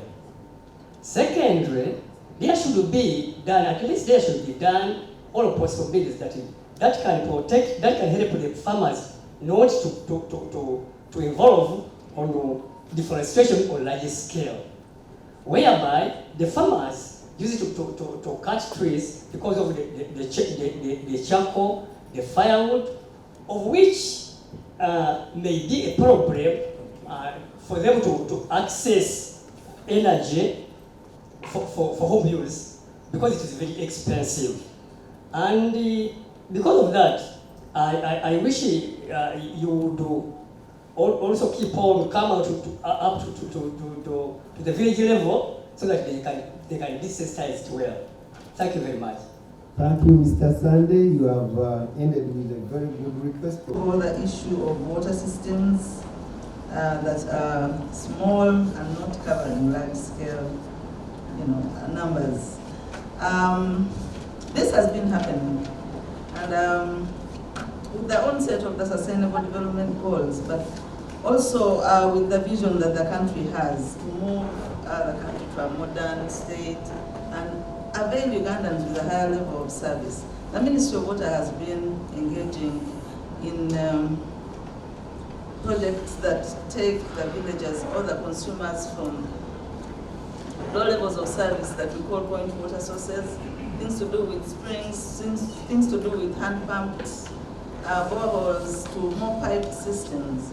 Why? Because we have a duty to have everybody having water on their premises by 2030. That's what we call safely managed water. Water must be on the premises. That we cannot achieve if we are going to continue accessing water from boreholes that are operated by hand pumps, and they go there and spend 6 hours queuing up. That cannot happen that way. So there has been a shift towards more piped systems that are happening in different ways, where we tap large sources like rivers and supply water to many sub-counties, many districts. Some of them are trans-districts. But also, there are those boreholes that are currently running with hand pumps, but have enough water to supply bigger populations. So those have been assessed and are progressively being replaced with powered pumps to be able to create a network and extend water towards people's homes, or at least increase the collection points, so that you address both the distance, the walking distance to the water source, and also the queuing time that is taken when people are accessing water. But that does not come easy, as I might say, because the previous ways of supplying water were the cheap, low-hanging fruits. So that calls for more investment as government, more investment as partners, to be able to touch those expensive technologies that are able to reach people everywhere. Traversing pipes through different sub-counties is expensive. So we need more money as a ministry to be able to reach everybody everywhere with water. Every creature needs water, every human being needs water. So as we get into that, government must recognize that need and increase funding to enable the ministry to reach everybody everywhere with water for the different uses and purposes, as we all know. The gentleman from Mbongi also spoke about the different physical planning issues and how it touches the nexus. And I want to agree with him that perhaps maybe it's high time we reviewed the settlement patterns and the land tenure systems, because that's where we hit all bases. And then we are able to review that. I don't know whether we have lands people here, but it speaks to that as well, that we might want to touch that side of life and revise differently to be able to plan better for our settings and be able to supply people with water and sanitation services, and also plan better for the water energy and food nexus. I want also to speak to the other issue of stakeholder engagement that related to not, the one of abandoned projects, that there is a system somewhere. He talked about a coffee hall. I want to think that it is supplied with a water system. Is it? Okay, but whatever it is, it can be a coffee hall, it can be a school, it can be a roadside market, but it speaks to the issue of stakeholder engagement and how people are involved in the project identification and how they move with it up to the time it is implemented and actually utilized. So as government, we need to speak to ourselves and understand. When we have these, I call them white elephant projects, what do we learn from them? What did we do not well, what did we do well, and what can we learn going forward? Yeah, that sometimes we don't assess the need of the people. We sit down and assume things that will not work for the community. So it is important that we work with them and have that bottom-up approach of identifying projects that are actually speaking to the need of the people. Yeah, and that's how we are going to be able to do away with these white elephant projects. But also the issues of technology and adhering to the specifications of the particular service that we are offering. If you build, for example, a hospital, but it's not functioning like a hospital, people are likely to shun it. If you build a water system that is not responding to the need of the people, it's not responsive, it's likely not to be accepted. If you build a public toilet, for example, but it does not offer the benefit that people expect it to offer, all these things we can learn from the different sectors, and as government we can pick all those lessons and implement projects better that will be more responsive to the needs of the people. I think I should stop there. Thank you, Martha. I would like now to give a chance to James to speak to some of the issues of... Thank you, moderator, and just like I mentioned earlier, everything must have a beginning. We want to thank government at least for instituting in place the program approach. Much as we still have challenges of operating the sectoral approach, which we used to do before, because in our budgeting we still look at what's the water sector, what is the health sector, what we are not talking about what is the program. We are still looking at the sector. But I'm sure we shall get there, because this kind of friction that we are feeling as CSOs, as citizens of the government, is still being felt within the ministry corridors. So the corridors of power, you must actually, I must say, we are already having multi-sectoral coordination meetings. We are thinking about these challenges and seeing how best to. For instance, early this year, I think in April, there was a meeting organized by the Permanent Secretary of the Ministry of Health, bringing together Ministry of Water, Ministry of Education, to discuss how best to coordinate actors that are addressing issues around water, sanitation, and hygiene in this country. And I'm looking forward to seeing many of these other sectors that speak to coordinated mandates to do the same, so that maybe during the review, unfortunately we just had the midterm review of the NDP 3, but we are going into NDP 4, so even at that level we should be able to bring these voices, and we should not be left to the CSOs, the private sector players, to the ministry officials. Every one of us have a duty to participate in our national development. Allow me also speak about the issues that relate to technology. Issues around technology are not that very easy to manage in this country. We used to have a word called catchword that was like fake products. We don't have fake products. We don't have counterfeit products. But how do we have counterfeit products enter the market? We have almost counterfeit everything. Counterfeit pipes, counterfeit water, counterfeit food, counterfeit everything. How do we, when we have the necessary mechanisms of the quality standards, but when we go to some of the shops, supermarkets, you look for the logo, it's not there. But the products are being sold all over. So as we address the issues of technology, we also must actually speak into the Uganda National Bureau of Standards to crack the whip, so that we regulate the kind of importation of these counterfeit products on the market, because at the end of the day, these are the ones that are causing us challenges of the many cases, of the losses, and well, I would also like to speak to what the farmer mentioned, bringing the farmers on board. Yeah, it's very, very critical. The farmers must be part and parcel of these discussions, and I'm happy that as a farmer from Nagasaki, he's in this room. So farmers are no longer being represented, they are at the table, which is, I think, kudos to the organizers of this event. But what is the take of these farmers?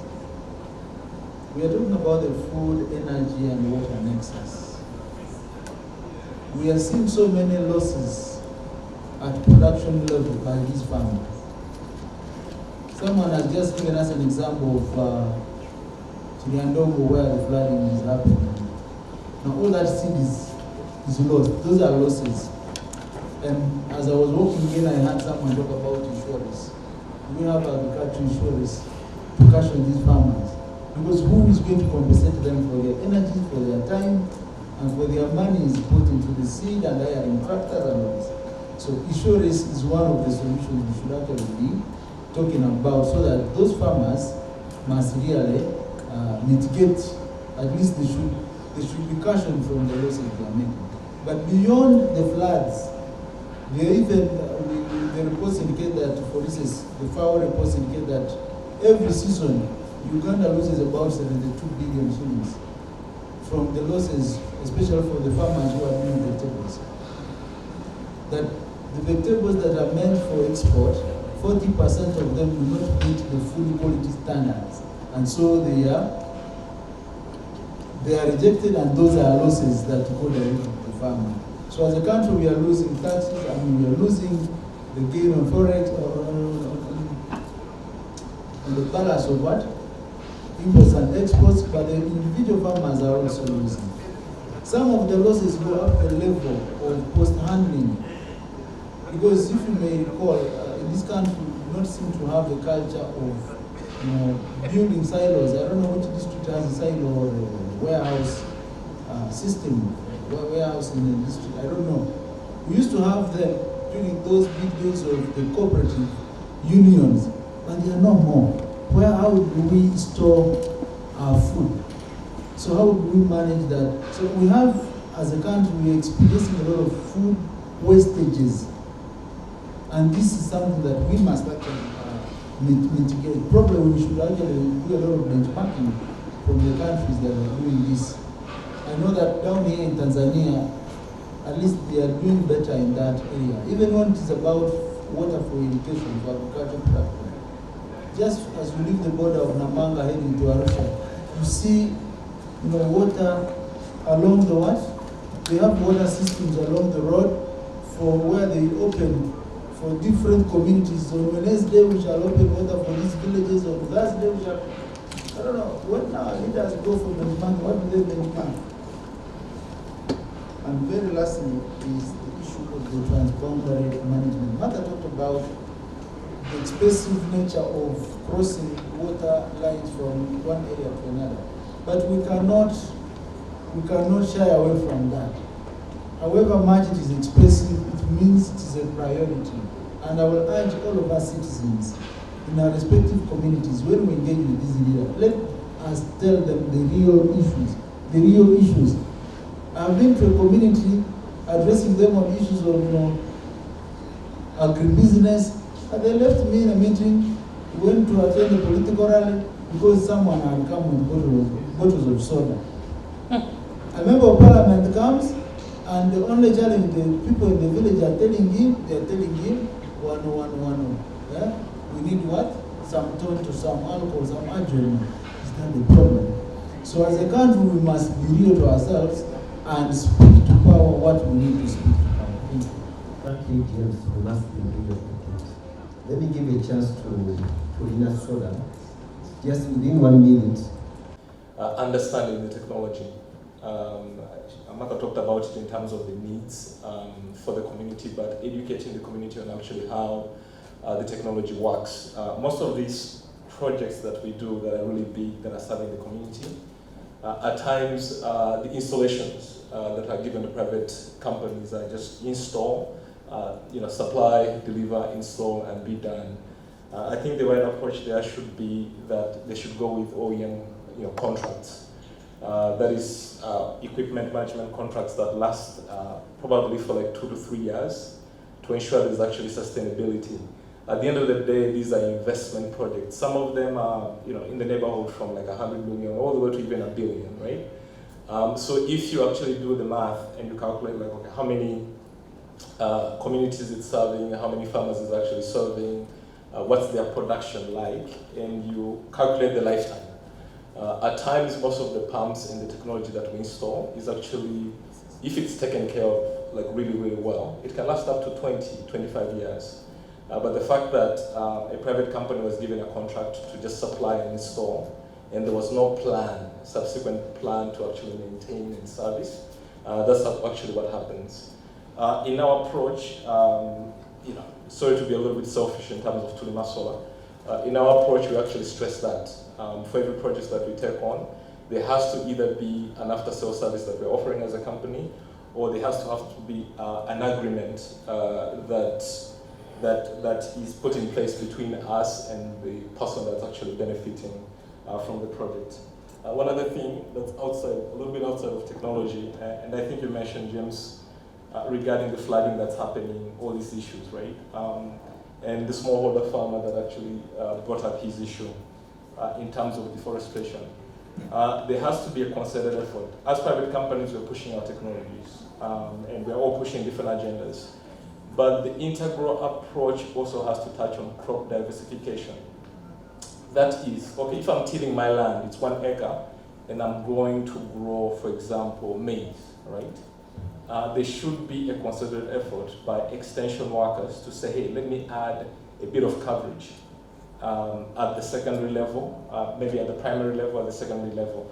We have farms and we have exemplary farmers that have actually adopted our technology, and you see like in their farms, they actually have, somebody would have pumpkin, they would have G-nuts, they would have maize, and maybe other trees. Therein, you are actually ensuring that you're promoting the nutrients within the soil. When you're irrigating, the moisture is actually preserved. So there has to be a concerted effort from an ag perspective that is sort of married within the technology as we're presenting it. I think in most cases we also get it wrong, but I think if we coordinate well in terms of like a nexus approach, we can resolve these issues. Thank you, Mr. Manager. Thank you. We cannot continue to rely on rain to do cultivation. You don't need rain to grow any crop. You need water. In the face of climate change, it has become inevitable to do irrigation. And I see going forward what may help our farmers would be these micro irrigation systems, much as somebody is complaining why not build the big irrigation systems like our neighbors, like in Kenya, you can have water running 50 kilometers, like in whole River Tana County, very dry areas, but they have powerful irrigation systems and they're able to grow crops. So the based also on our, I don't know how much experience people have worked with farmers, but they don't like, some of them don't like to work in groups. They like to work as individuals. So having those micro irrigation systems can really come in very handy. They are sustainable, and then you like my colleague has said, you can diversify the crops, have some bit of livestock on board, try to bring in biogas production. You are able to also get some bit of power to light your house. Incorporate the use of biosirary for fertilizer and pest control. Try to incorporate the usual practices that you use, sustainable land management practices, mulching, intercropping. So when you take a holistic view of farming and diversify your farming system, I believe you can mitigate the effects of climate change. Insurance is one that has come on board. Uganda had agricultural insurance, weather index-based insurance system. It was subsidized. I don't know. I think last year the subsidy ended and it was oversubscribed. So it's already here. What we just need to encourage our government to continue to invest into the ag sector. Thank you very much. Thank you, Joshua, and I would like to thank all my panelists for their work. All of us will be served with these tickets, and food is being served. after the food is being served. So let's break off for lunch, and then you can join the respective halls for the next station. I thank you.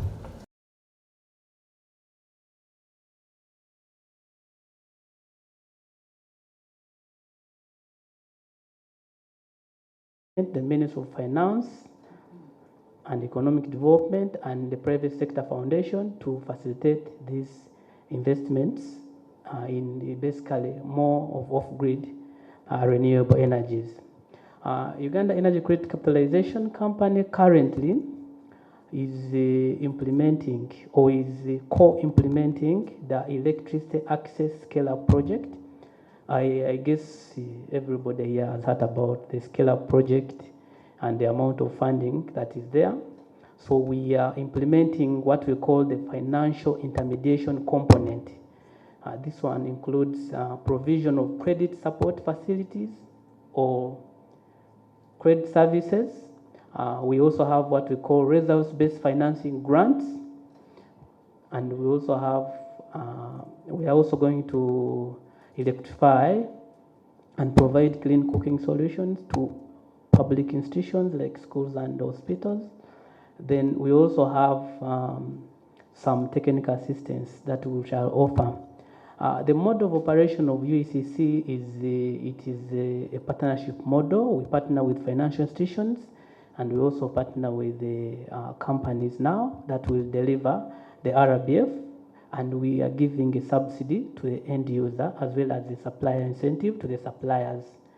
I think I may take long to elaborate. Let me stop there for now. Thank you, Fred. Back to you, Carlos.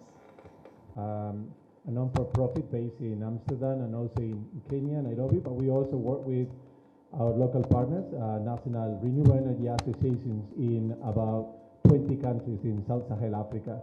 We've been in operation for 10 years now, and we have 200 private sector members. I'm very happy to see one of them in this panel.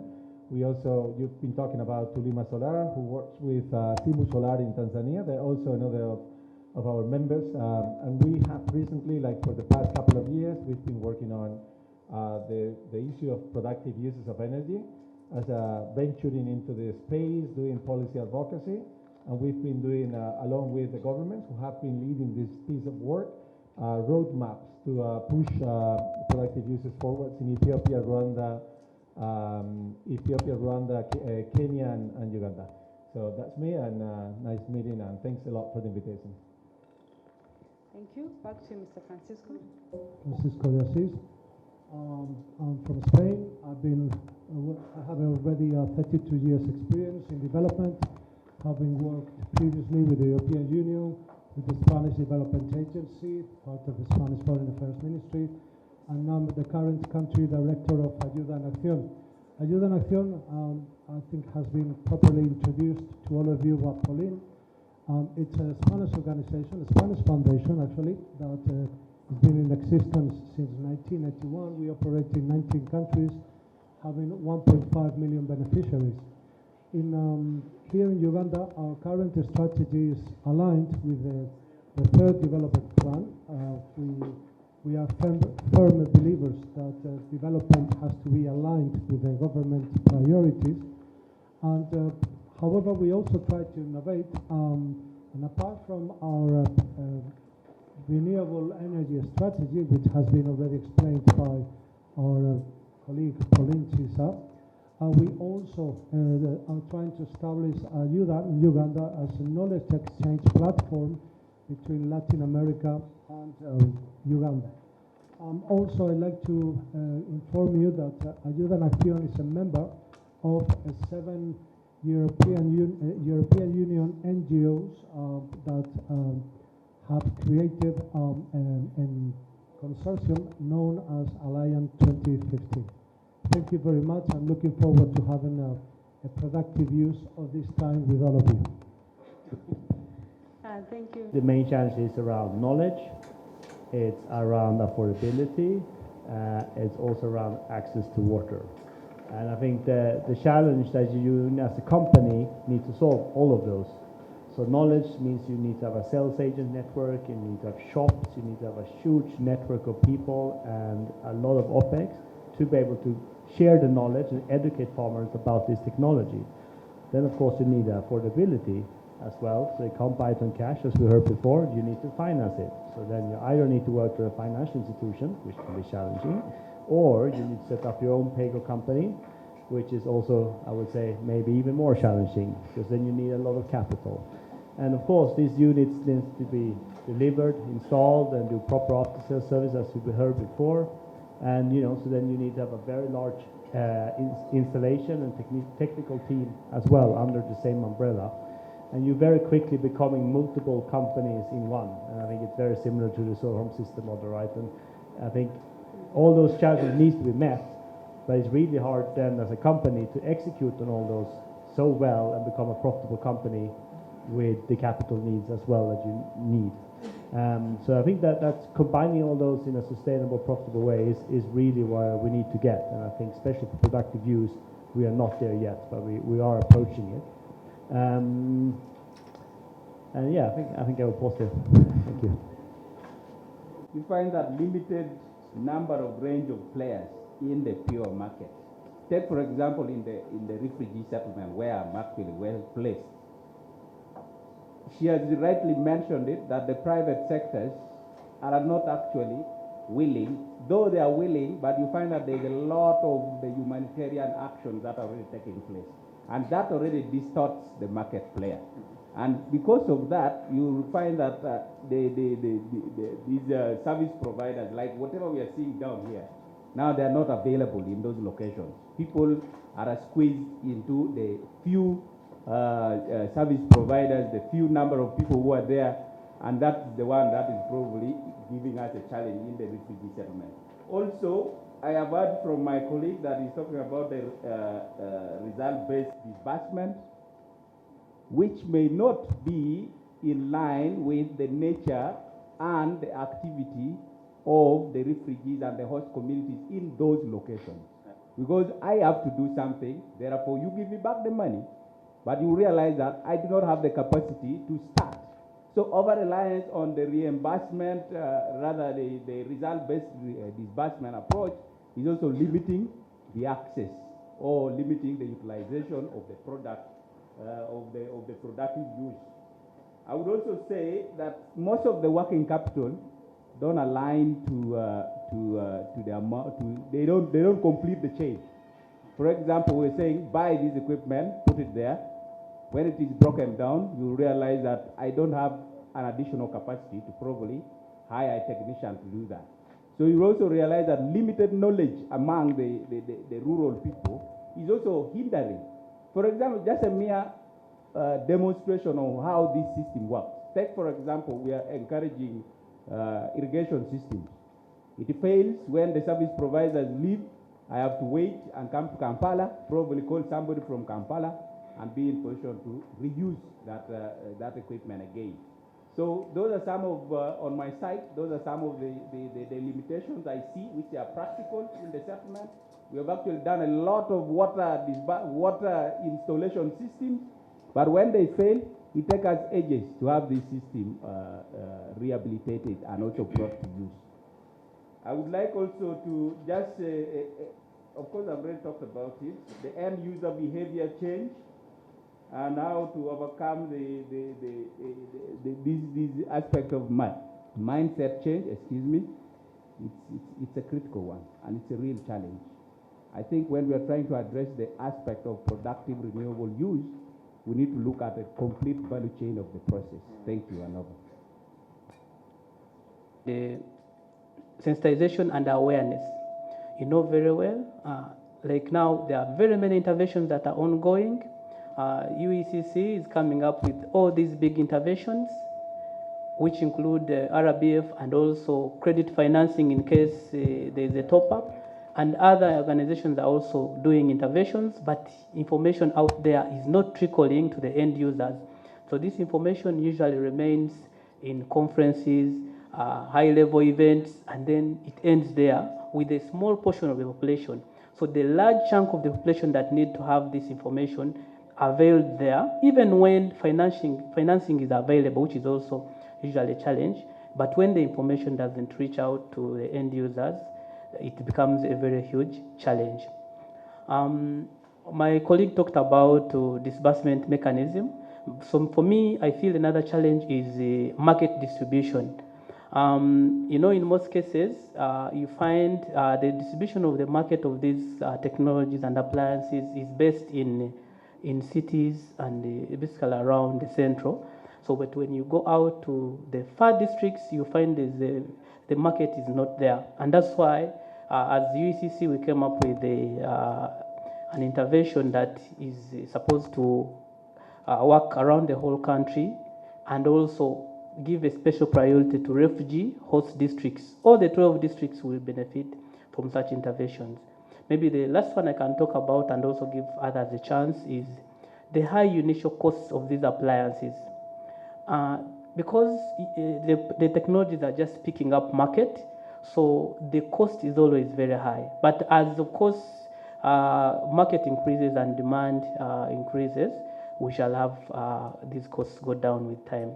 I beg to submit for my other colleagues to also submit. The first one is when companies like Sun Culture are doing investments in a new country, they need to have political assurance and clear policy frameworks that make these investments coming into Uganda or any other country. So I would highlight the fact that strong policy frameworks are needed, engagement with not only the Ministry of Energy or institutions such as the Ugandan Energy CCC, but also with ministries such as agriculture or water or environment for different reasons. The first reason because they potentially offer PPP opportunities, so they can actually become real purchasers of products and services that stimulates the market, but that's not yet happening. Also, they can integrate policies and understand the products and services within other subsidy programs or within or across their policy programs. So that's work ongoing. That's not yet happening, and that's definitely also not only in Uganda, but in the whole of the region in East Africa, is something that we need to be better at. The other one is on business models, and I think Fred is touching upon a point of which is important, is the unit cost of economics, right? I mean, I think affordability is always going to be a big issue in this space, because farmers in the last mile, they simply don't have the money. So how do we expect a farmer to pay $500, $600, $700? That is equal to a full year investment for a farmer or a family, right? So this is the exciting point. While big boys like Sun Culture are testing the waters in new countries like Uganda, other smaller boys or girls, they are starting to test new business models. And that's really becoming exciting, because we are talking about many different technology categories. We're not just talking about solar water pumps, we're talking about refrigerators, freezers, egg incubators, solar sprayers, cold chambers, market linkages, digital services, everything you can imagine, like even forecasting climate services, right? I mean, that's another one you guys are servicing. So there is a lot of services that are going to be tested, and proofs of concept are going to be delivered, right? So we need to be very, very closely looking at them for people like the Ugandan Energy CCC to expand and broaden out the subsidy processes to help these companies to grow. The final point is, which makes me very excited, is the fee-for-service business model, whereas the farmers do not have to pay for the full appliance. They pay for the services of, in terms of the amount of electricity, amount of water as a service, or milling as a service, or cooling as a service, right? So I pay 10 cents to get my crane of tomatoes being cooling down, rather than buying a refrigerator myself, right? And that's another way to getting into affordability. That's happening. It's mostly happening in Kenya and Nigeria, but it will soon be happening in Uganda. We have a couple of companies testing the models now in Uganda. Thank you. Opportunities. One of the challenges I came across is the cultural mindset. It has been mentioned this morning that Ugandans pay a lot of attention on how their matoke and posho tastes. And if I was the mother of a family, I will be very much worried that my food is not going to be as tasty if I use a different clean cooking appliance. And the first time I started thinking about it was after reading the song of Lawino and Ochol, whereas the wife was complaining that it has Western food or Western cooked style does not allow Ugandan meals to taste the same. So that made me think, wow, therefore pricing and marketing are not enough tools to convince potential consumers of the advantages of moving into clean cooking. The other thing I was considering as a potential challenge is that normally institutional, let's say official frameworks are quite rigid. And let me just engage Mr. Innocent, because I think, for example, this is my humble suggestion, the Uganda refugee plan should be reconsidered in some points. As you know, when a refugee family comes, they are allocated 900 square meters for their farming and erect house. Well, in my personal view, this is keeping the refugees in a very restricted potential. How about if let's suppose I'm the government of Uganda and I just give them a small plot for to build a house, and I give them a bigger share of land that is going to be pooled. Therefore, X number of refugees have a much bigger farming plot, and then they can collectively save and request access or support for solar irrigation, especially for solar management, because otherwise they won't have enough negotiation power with traders and this is a key element to break the poverty cycle. But of course, who dares to say to the government, let's be more flexible or have a different approach to the refugee plan. The other perhaps challenge is to entice UNHCR to accept in a more active way the entrance of the private sector. But this has a strong potential, and this is what Ayuda, I think we are breaking the ice in this sense and being innovators. Recently, in order to strengthen the institutional capacity, that is something, by the way, we always do with our partners, we also engage our representatives from these private sector companies to attend a compliance training by UNHCR. Therefore, we are not just strengthening the capacity of the private sector, but we are also improving the compliance level so they can fit in what UNHCR expect, and therefore their potential entrance to refugee settlements will be smoother. And finally, I would say that the society and authorities in general must be aware that in the 21st century, the role of the civil society is evolving. We are more active partners. We have different ways of engaging. And that's why in Ayuda and in Acción, we have assigned different MOUs with CREEC as a research center with or academia, with USEAB as the main representative from companies, with private sector, with district authorities, and who knows, maybe we can even manage to sign an MOU with the Minister of Energy, because we have, let's say, a flexible cluster that adapts and takes into account all the relevant stakeholders with a common vision, and in my view, it should be the ideal platform for other development stakeholders to engage. I would rather leave it here, but this is my view on potential and actual challenges right now. Thank you. Thank you, Mr. Francis. Has a diverse kind of context.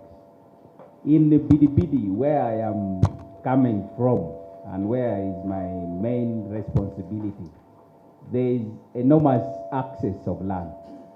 As I speak, we have been mapping out land with the GPS locations, and we have mapped up to 10,000 acres of land. And this year, actually towards the month of September, the refugees and the host community harvested rice in a 230 acres of land in a consolidated one location, 230. And we have other plots which have been given to us by the host community, about 500, 1,000 acres. Those lands are available. And indeed, if anybody wishes to support the irrigation system or farming, we are open for further discussion. Besides, UNHCR is not restricting private sectors into the refugee platform. Now we are at the level of supporting humanitarian development nexus. So private sectors are welcome. Thank you. Is the role of women. Women are mostly forgotten when decision-making, at decision-making levels, especially at family level or villages. And also the legal system does not always allow women to inherit land. Therefore, the main collateral to access financial support is very much limited. And I think, in my view, the main changes in any given society is going to happen through women's taking new roles and having an equal position in society when decision-making time is needed. Thank you. In Kenya right now, the impact has been immense. And I think that's, even though we have all these challenges, I think it's very clear to everyone that this is the direction we need to go. But it starts threefold. So we have essentially the households. So most of the households that we installed the unit at were collecting water manually every single day. So they were spending around 14 hours per week per household in collecting water manually for the household and for the animals. So instantly we are opening up almost 2 full work days where the farmers or that household, very often women and the children of that household collecting the water, can now be spent on the school or productivity activities, and that essentially directly enable them to do more with the time that they have. The second one is around the animals. So we saw that many of the animals, cattle, especially dairy cows, were not getting sufficient water. You know, a dairy cow needs 50 to 100 liters of water per day per cow, which is a significant amount of water to carry.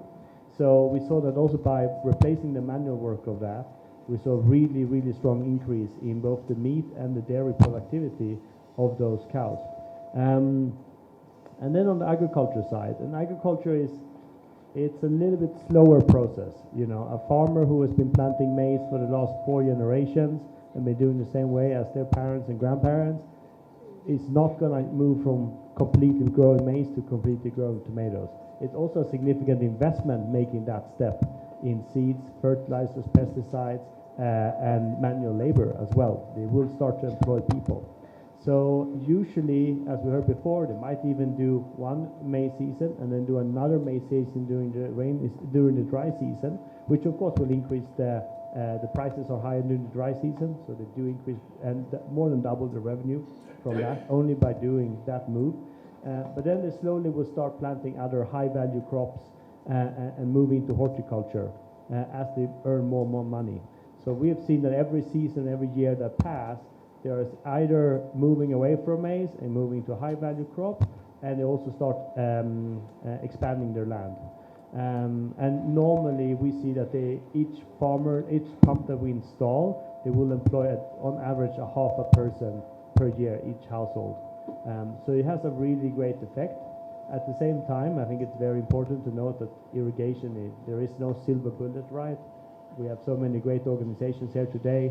It's all about agriculture training and information, soil testing, soil nutrients. It's about the fertilizers and pesticides and pest control. It's about the off-takers and access to market is one of the biggest requests we see from our farmers, which of course include solar cooling.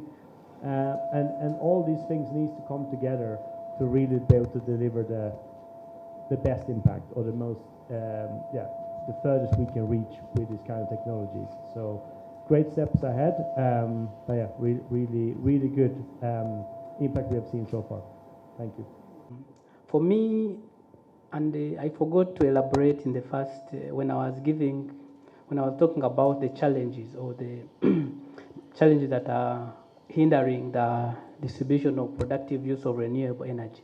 There's a challenge of standards. So in this regard, the development partners, the government, and the private sector should work together and fast track the development of the quality assurance framework or standards for productive use of energy equipment. You know very well that the standards have been a very big issue, even from all energy appliances, looking at even off-grid, clean cooking. An end user buys an equipment, it lasts for 3 weeks, it is gone. So now such kind of standards discourage end users from purchasing these, even when the financing is available, even when they can afford. So now what is on the table right now is to fast track the development of standards and ensure that they are the right standards, even at international level, because as far as I know, productive use of energy equipment, those you're seeing, refrigerators, solar pumps, we do not have clear standards. So we need to come together and ensure that there are standards in place so that an end user can be protected and be guaranteed that if they buy, if they invest, because these appliances have a high investment cost. If they invest their little money, it shouldn't disappear within a short time, at least should take some time. Now, another point I would like to discuss about is we need to develop blended financing mechanism. Like I had told you before, that the UECC is putting out blended financing credit support facility, RBFs, to really ensure that energy systems or energy products and these productive use of renewable energy appliances can be distributed out. So there is need to sit together and ensure that the financing or the funding that's available is blended, because if we have only one stream of financing, if it's not affordable, then we get some barriers there and impediments. So we need to have blended financing that can enhance the distribution of these products. This work can be done by both the government, the private sector, and development partners. I beg to submit. For more things, I mean, standards, obviously, that's very important. Subsidies, I think, obviously, smart subsidies that do not disrupt markets on the long run, but allows company to grow, allows company to go to the hard areas, hard to reach areas, but they have to be designed in a way that the companies themselves can become, like they don't rely on the long run. I think the experience of some of the companies that are demonstrating now to be able to secure carbon credits would be an alternative in the long run to potentially subsidies in the short term. But subsidies are definitely one on the table. Another one is VAT and custom duties exemptions. I mean, there are a lot of companies that are not only in Uganda, but in different countries, are really having hard times in, like getting their products going through the custom duties. Because you don't always find easiness, right? Like the homogenization or the ownership of the regulations at the custom duties is not always easy. Some companies are really having hard times in importing products through the customs, but also the 30%, like 18 plus 12% of, in many cases, many products and many productive use-based cases, they need to pay a lot of money, which is basically impacting in the last mile or in the landing cost for the people in the rural areas. So I said VAT and custom duties exemptions, subsidies, standards, and finally convening. We need to convene private sector throughout groups where the private sector can talk, convening the government in groups where the government can talk, including ministries other than Ministry of Energy, and groups where the donors, international partners can talk. And finally, events like this one, where the three of them, can engage and share and critically enforce and improve the programs they are delivering.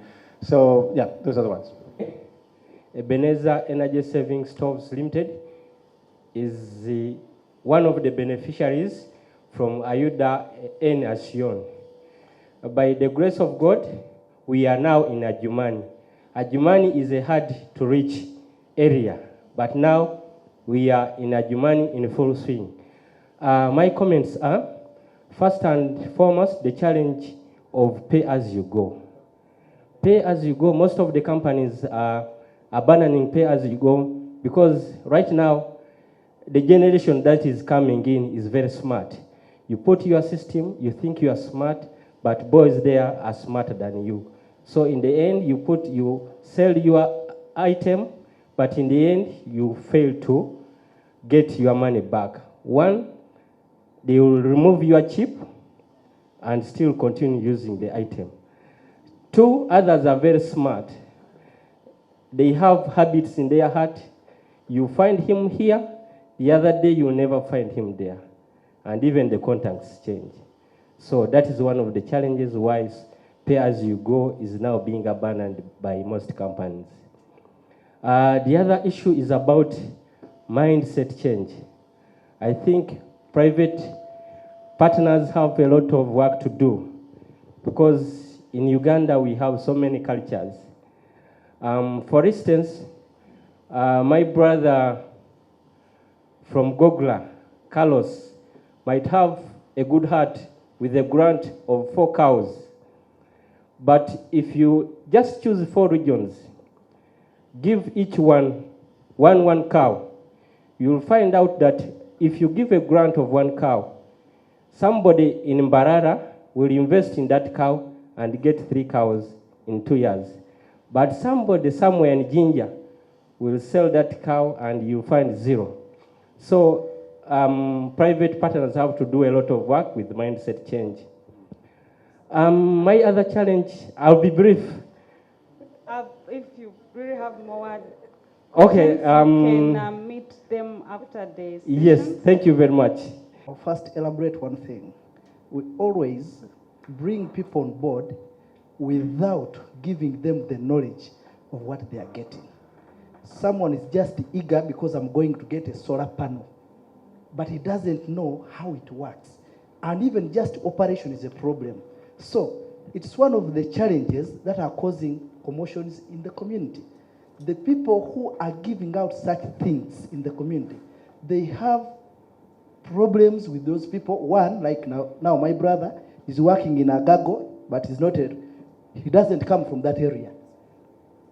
And when he goes there to explain his also a problem, he gets a mediator. And those people, whenever they come in, they are brokers. For them, their work is to get something and disappear. So those are one of the challenges we have to come before we speak other things. Thank you. Possibly we can start from a very smart note with all those challenges.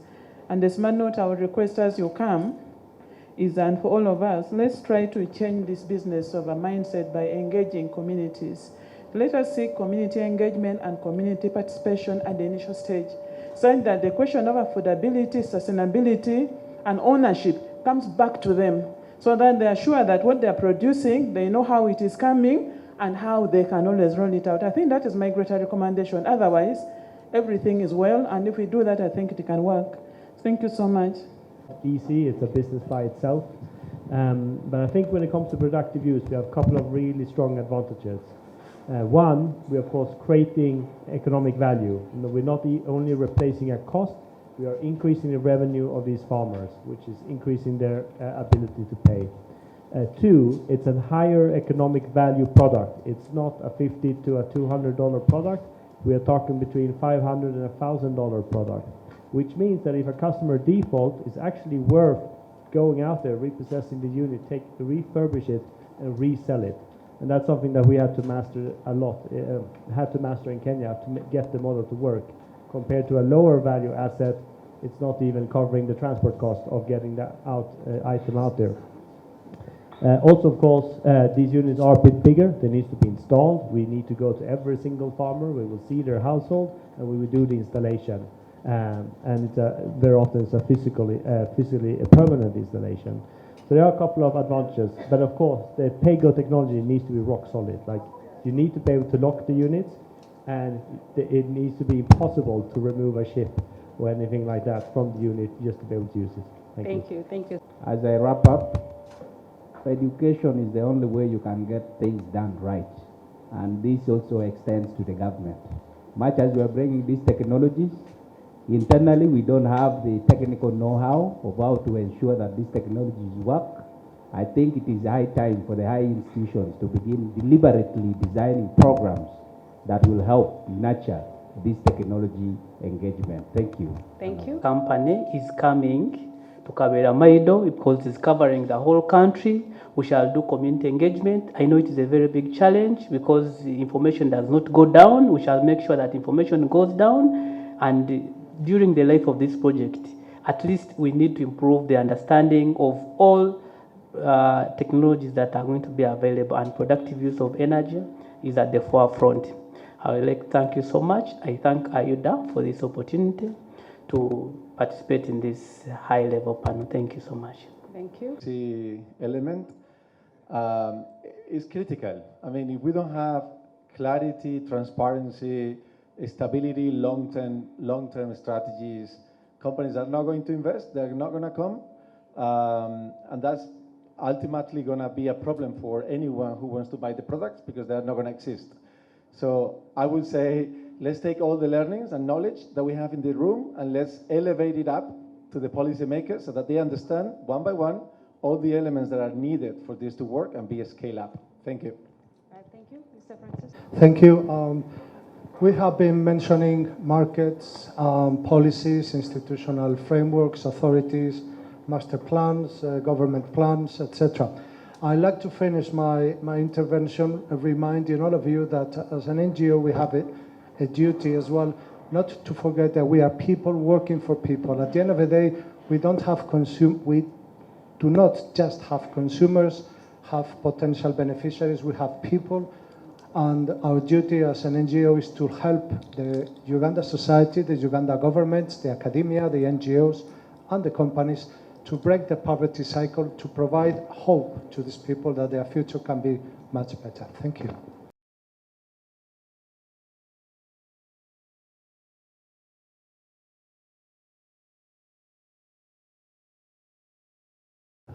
Hello. Thank you so much.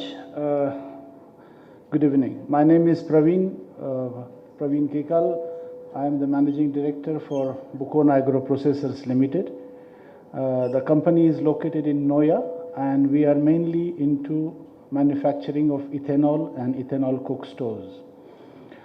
This is fairly a new sector to Uganda, but I'll talk more about that when I'm presenting the session. My name is Dr. Ephraim Nwamanya. I'm a biomass researcher. I stand in between two institutions. I do teach at Makerere University in the Department of Agricultural Production. I teach plant physiology and plant biochemistry. So I'm a biochemist by training, but working in the crops and plant sector.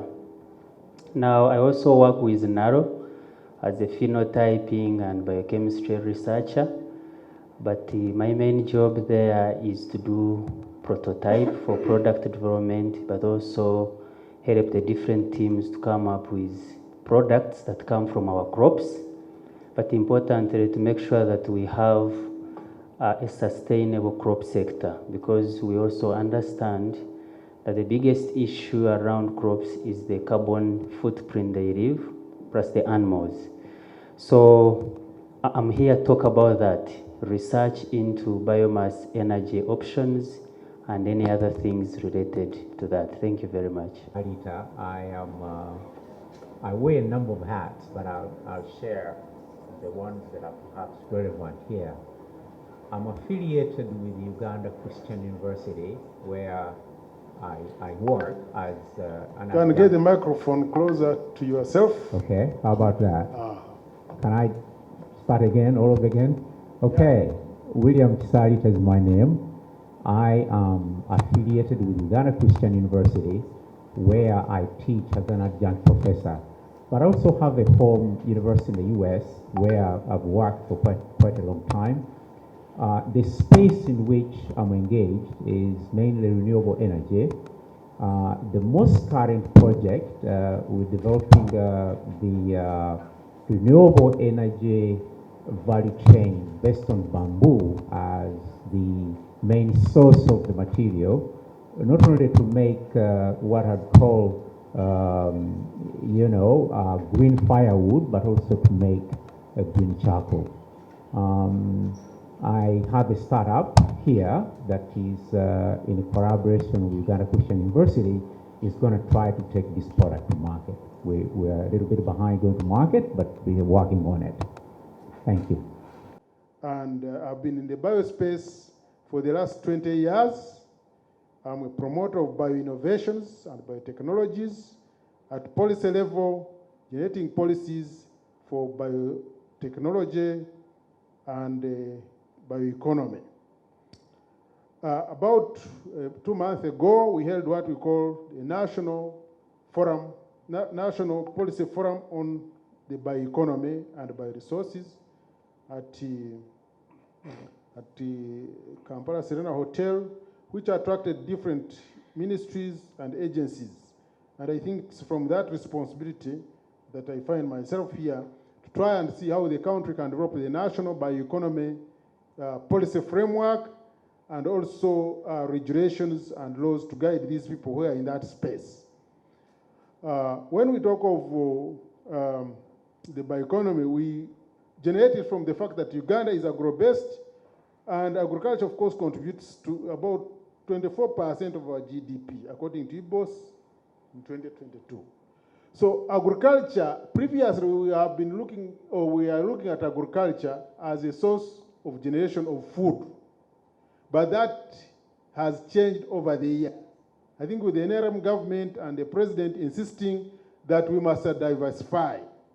Previously, maize was not a big income earner for the country.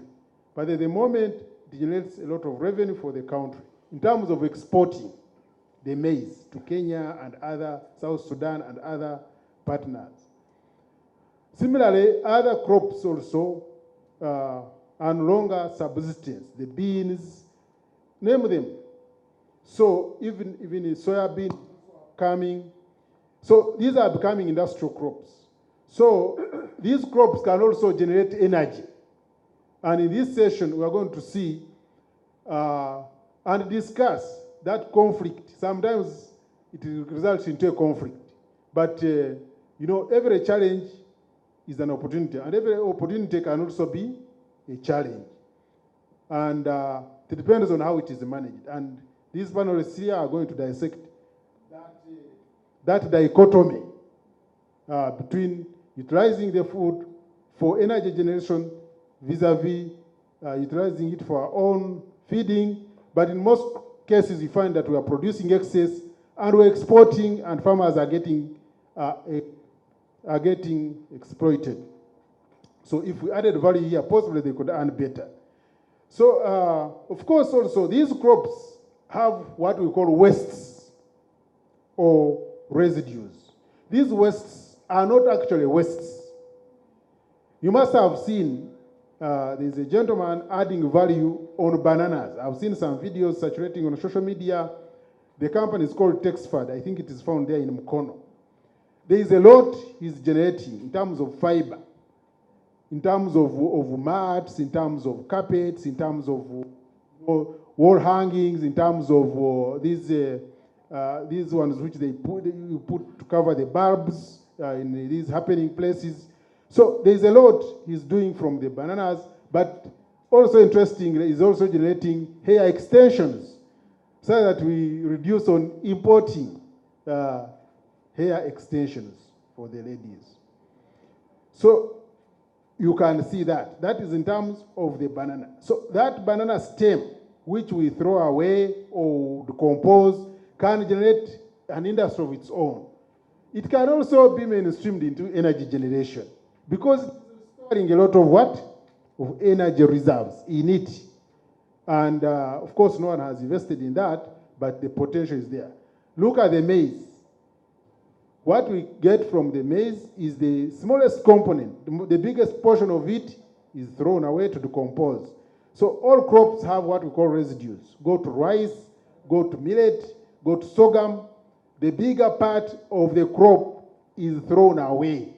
But the time has come whereby all those resources must be mainstreamed into another product. It may not be necessarily energy generation. It could be animal feed. It could be another type of product. So, and So we also, Uganda has a lot of biodiversity, and we have a lot of cover in terms of vegetation. In terms, forests constitute around 11%, grassland around 23%, agriculture about 45%. We have wetlands. Whenever I'm going to where I come from and I pass those wetlands and I see that papyrus, I ask myself, the day an investor or an innovator will discover the use of papyrus to generate a product, he will make money because it will be almost at zero cost. And of course, some countries have started generating paper, others have started generating sanitary towels out of papyrus. And we are here just leaving papyrus. We went during the dry season to burn it and for it to generate. So we need to do something as a country, and even papyrus can generate energy. We are in the energy conference, even papyrus can. So these wetlands, yes, we protect them, but they can also be sustainably utilized. So what do we mean when we talk of the bioeconomy? The bioeconomy is knowledge-based production, utilization of biological resources, biological processes, and principles to sustain and provide goods and services across all economic sectors of a country. But we have been neglecting these biological resources. Whenever we pick what to eat, the rest we dump it. And this needs to stop. This needs to change. And the bioeconomy has three elements: use of renewable biomass and efficient bioprocesses to achieve sustainable production, use of enabling and converging technologies, including biotechnology. So we must use technology.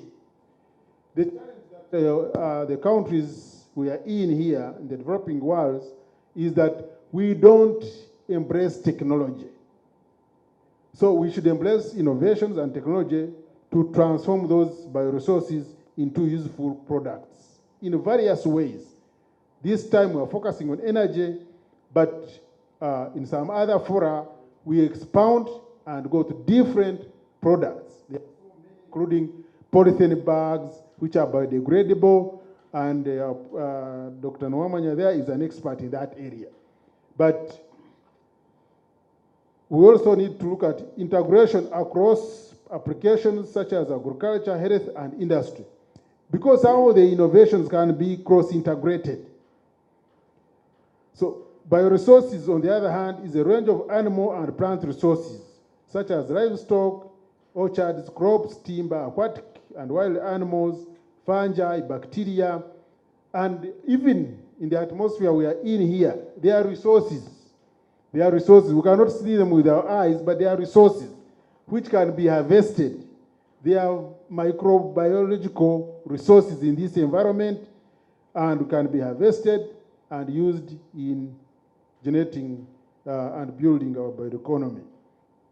So a bio-based economy is based on production of bio-based materials, chemicals, pharmaceuticals, pulp and paper, construction materials, textile, bioenergy, biofoods and feeds, based on non-traditional sources of these products. So it is important that the country moves in the direction of,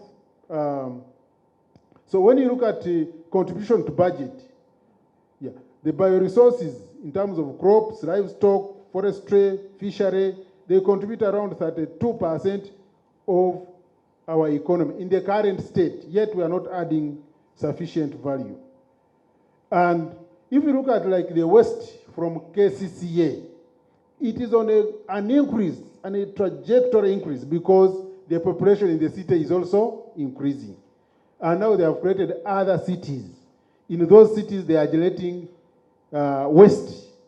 This waste, the challenge is mixed up.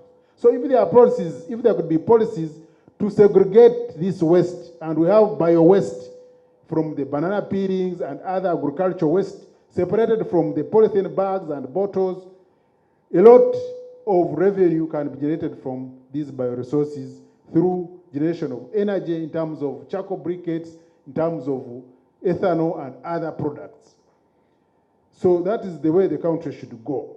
So we need to discuss today and see the policy implication, policy directions of exploitation of bioresources to build our country's bioeconomy, also contributing to the bioeconomy of the entire Africa and the world. I thank you. Thanks, Arthur, for the opportunity to speak about a topic that I'm passionate about. But before I directly answer your question, let me give some numbers. I looked at these numbers to really set the context. The numbers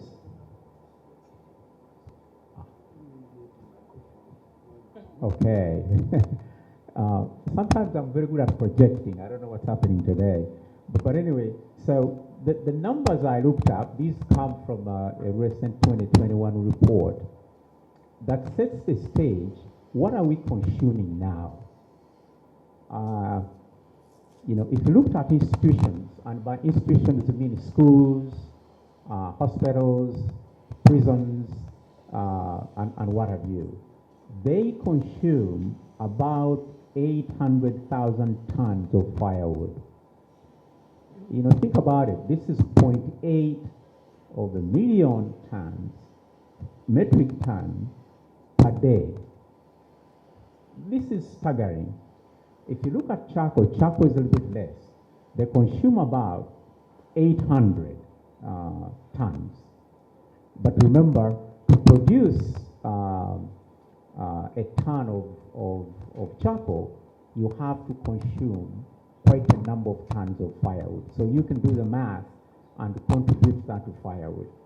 When it comes to households, households are consuming about 42,000 tons of firewood per day. So these are high numbers that really say, if we all think about the consequences of what this means to our environment, we have to do something. And I guess that's why we are here, to look at, well, why are we not doing enough? What could we do? And if we think about what we could do, what is that getting in the way to come up with ways we can make a difference? So, so let me go on to my second talking point. The second talking point is the sort of material that is not getting in the mix I've just talked about above. I talked about firewood, I talked about charcoal, and I talked about household use as well as institutional use. And so the kind of things that are not in here, I think Arthur has mentioned, but let me repeat it. We've got a lot of plant material that is not finding its way into this mix. I come from a bamboo side. This is a resource that is wonderful. One, it can grow in marginal lands, which means that we are not replacing land for food. Two, it grows for about 3 or so years to mature, and once you plant, you don't have to plant again. You just come in every year and harvest. So it's a resource that's waiting to be utilized, yet it's sort of neglected.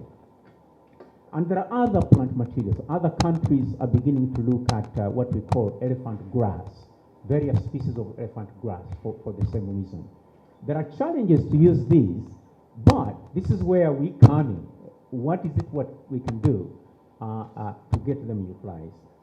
The other material are agricultural residues, and again, Arthur mentioned rice husks, peanut shells, coffee husks.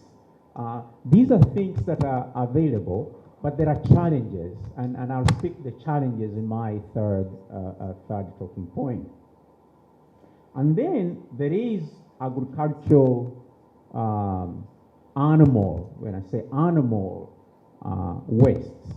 We all know about biogas, the need for us to use it, although it's been around for a very long time. But in this country, it's been very difficult to get biogas to be used by large number of people. There have been a lot of efforts to get this into the hands, but it hasn't worked very well. So let me briefly speak to what I see are challenges and speak to what is it that we could do. First, combining all this, the big challenge is establishing a value chain. What I mean by value chain, all the way from the bottom to the consumer, or to the shelf, or to the household. This is a challenge. A working value chain has, everybody in the value chain has to make some money. You know, we say, well, why don't you, for example, go and take the rice husks and get them used? But whoever collects them has to make some money. Whoever processes them has to make some money, all the way up to the consumer. When you sell to the consumer, you have to make some money. So there is a challenge in establishing that value chain. This is the only way you can build a large amount of material that can be used by everybody, by establishing a well-oiled, a resilient working value chain.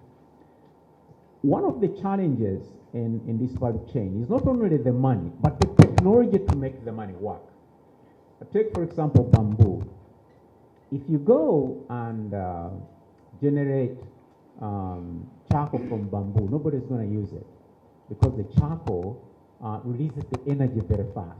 The same thing happens to raw bamboo as a firewood. There needs to be a technological intervention that converts that bamboo into something that's going to burn like mukola. Mukola is a hardwood. When you look at consumers and you say, what do they want? They want charcoal like that comes from a hardwood. They want a firewood that burns like a hardwood. So the question is, can we develop technology that allows that to happen? And if we do, and we do it at cost, so that that firewood or that charcoal can compete with mukola, then we can talk about policies that say don't use charcoal. I have an alternative for you. When you say don't use charcoal, when you don't have an alternative, I say you are dead on arrival. You just increase the cost of the product.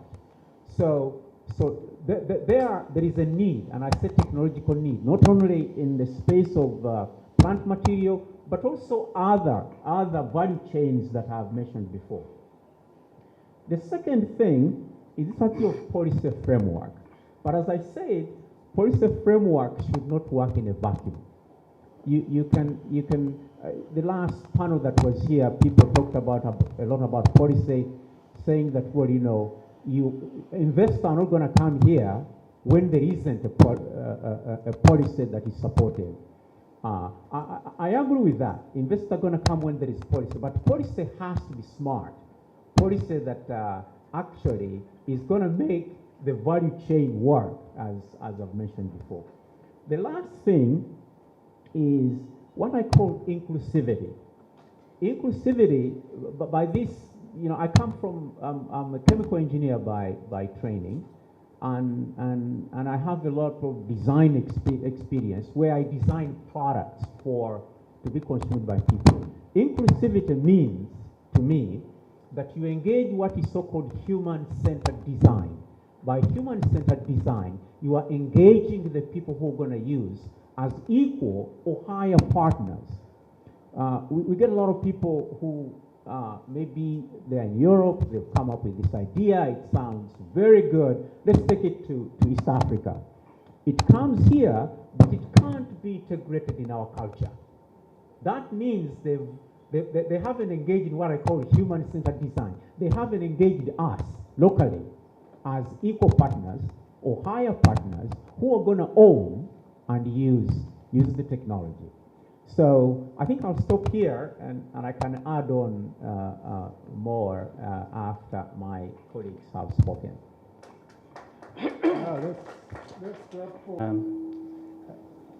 I'm kindly thankful to my colleague who has just talked, because I think most of the ideas have come out. But I will go over some of the things again so that we can be able to have a specific understanding of this topic and also discuss it more. So basically, we have quite a lot of biomass around us to start with. We have wood, we have bamboo, we have vegetable oils, we have quite an amount of trash and garbage-based biomass, we have animal wastes, we have sewage, one of the least tapped areas for energy, and we also have crops and the residues basically hanging there in the field. And when we approach this, we are approaching it from 3 angles. Of course, for Uganda as a country, most of the time we are looking at biomass for fuel. However, for some countries, we have a very big market out there looking at biomass for heat generation, which is one of the areas that also needs to be tapped into, but also biomass for electricity generation for some of the countries that are a bit limited in terms of power resources, water resources, and other kind of things. And the Professor Ebre talked about a number of sources. So quite a number of things that we have around can actually be turned into energy. So from the local point of view, I think we just have enough resource to work with, just about making sure that we put them in order so that we can be able to use them the right way.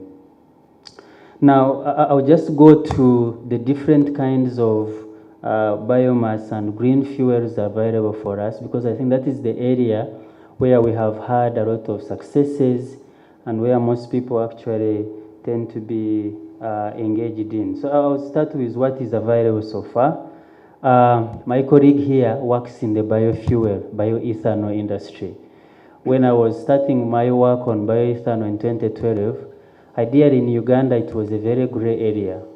And by then we are looking at some of the crops with high calorific value, and also looking at some of the wild plants and the like that could actually be used for that purpose.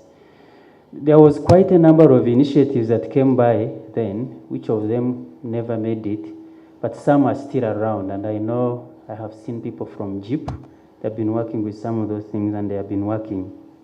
However, this is a very good successful example of what you can do with crops, what you can do with available excess crops to produce more energy, the bioethanol industry, and there's so many energy forms that can actually come out of this.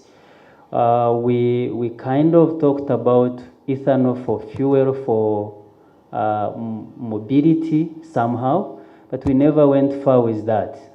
So we're talking about Brazil having a 10% substitution with gasoline and the kind of things, but in Uganda we never went far with them. However, for lighting and energy-based needs for homes and households, this is quite a very good example of it. Recently, I have been involved as part of the Narrow Energy team working with another investor in Kamwenge. He's looking at cassava and producing bioethanol. And I think he's also looking at quite a number of other energy forms that we can look at. Looking at generators. So he says he wants to see a generator run on ethanol. And I think that is a very possible thing that is going to happen very soon in the future. Of course, for most of the ethanol being produced at the moment, it is going into the beverage, it is going into sanitation and the like. But I think the dream still stands that he will be there to do that. Of course, there has been a number of challenges there. We will discuss them as we go ahead. Then there is biogas. You know, every time you move around town, you will see somebody that can actually do a biogas something, okay? So in most major areas, you see this. So this is a very successful story of how biomass can be turned into energy. And I wish we could innovate further away from cow dung, because it looks like almost everything around biogas moves around cow dung. But definitely methane can come from anywhere else. It's just that cow dung is an easy to use substrate. But we could also have quite a number of innovations. I know a number of research teams that are looking into producing biomass from any other sources, biogas from any other sources.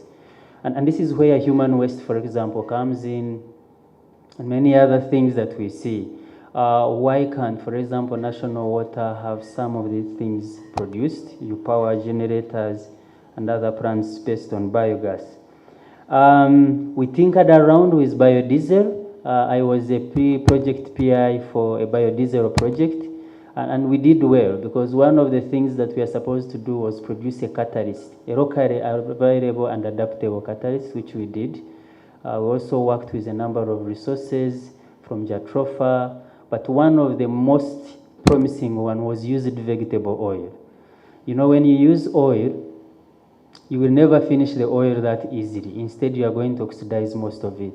So our entry point was that, can we collect this oil from this other person who is using it so that they don't overuse it? Instead, we catalyze it towards making biodiesel. Then we have glycerin as a byproduct, and we're going to use it for other things. Quite worked well in the lab. We had a very successful prototype. Started working with our farm implements in Naro, the normal local instruments, and also ran a Master Ferguson on that biodiesel.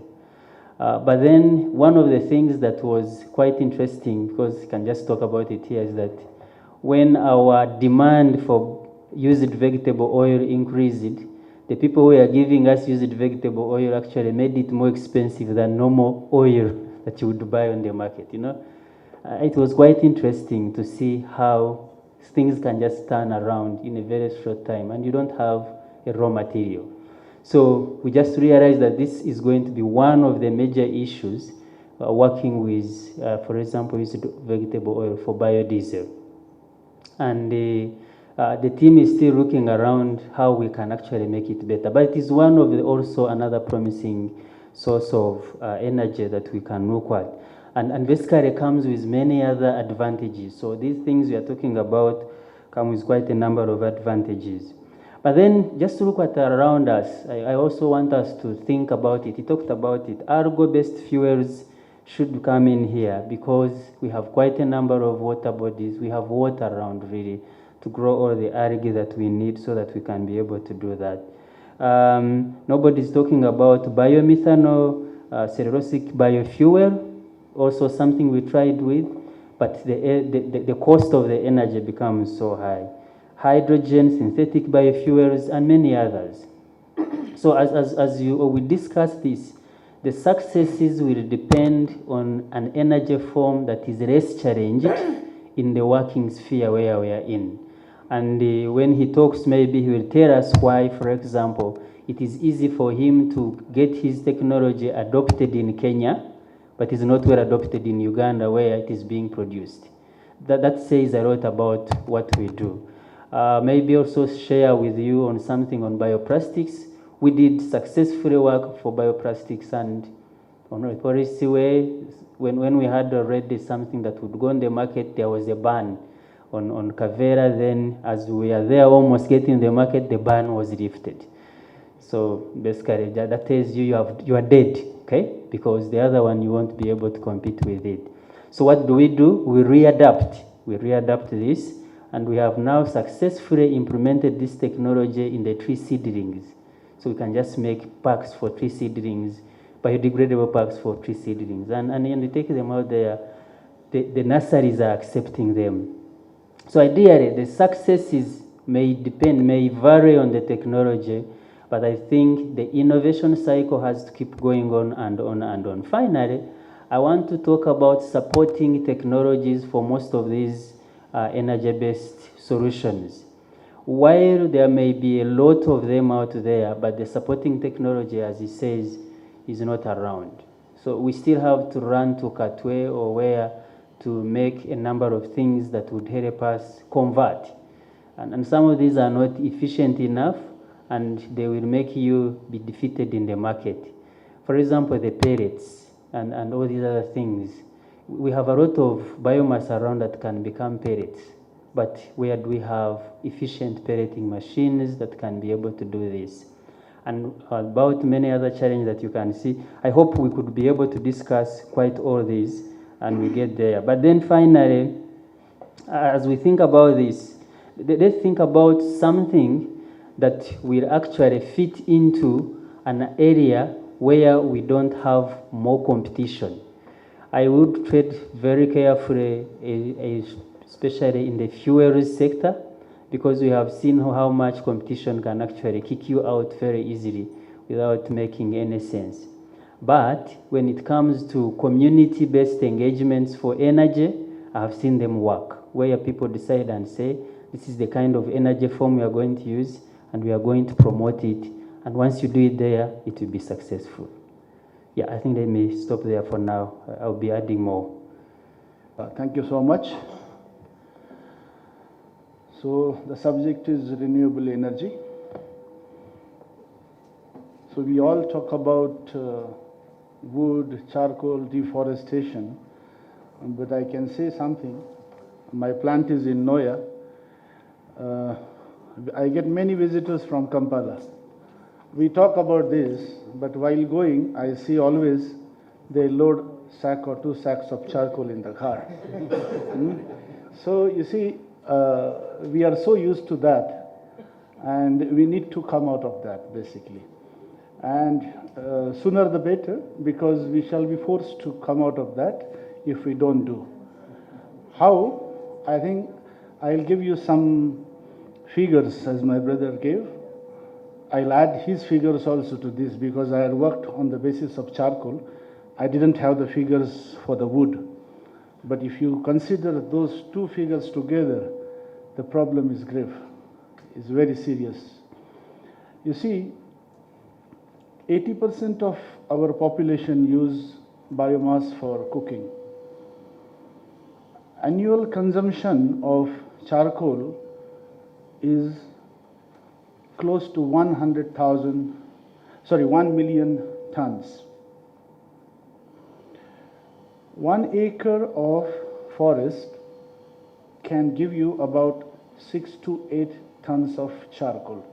Considering a bag weighs about 60 kgs, you normally get about 100 to 130 sacks. This we did it before we entered into this ethanol cooking. I wanted to see like where does it stand if we replace charcoal with ethanol, the cost part and the deforestation part.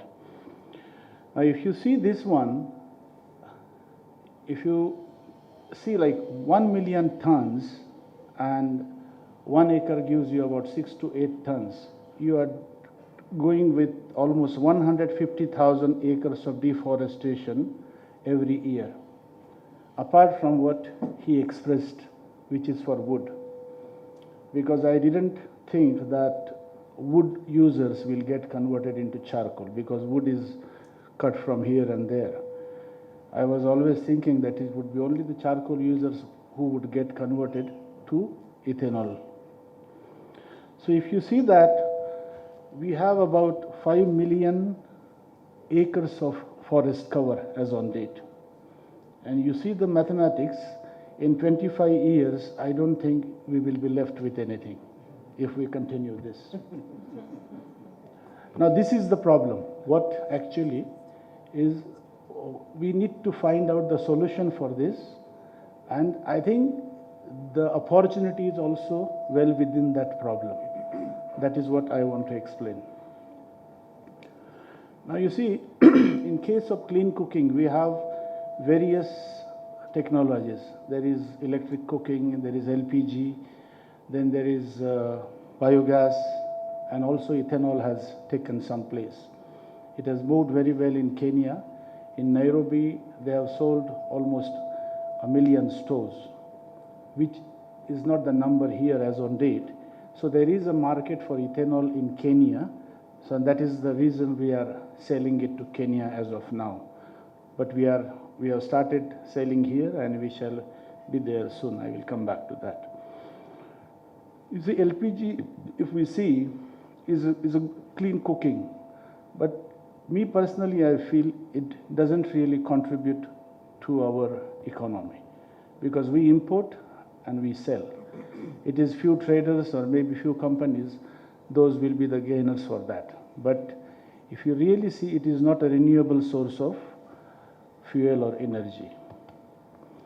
As against, if we talk about ethanol, it is a renewable source of energy which can be produced from locally grown produce. Then it could be maize, it could be cassava, it could be sorghum. Now, let us also consider, like, let us evaluate, like, what we have. Let's say we are using 1 million tons of charcoal, and if it is to be displaced with ethanol, how many liters of ethanol would be needed for this one? So you may just note it down. Ethanol has about 7,100 kilocalories per kilo. When you convert it into liters, it comes to 5,900 kilocalories per kilo. And charcoal has close to 3,500 to 4,000 kilocalories per kilo. So now if you see here, 1 acre gives you 6 tons of charcoal, which is equivalent to 24 million kilocalories. If you do the mathematics, you will see you need about 16 stoves to replace this charcoal, provided the efficiencies of ethanol stoves and charcoal stoves were equal. But that is not the case. Ethanol stoves has efficiency of 66%, as whatever is burnt is consumed. There are no losses in that. But when you use charcoal, there are losses. So efficiencies, our conventional ethanol charcoal stoves had 20% efficiency, improved have about 40-45. So let's take improved charcoal stove. And if you see that, the number comes to each 8 ethanol stoves can save 1 acre of forest.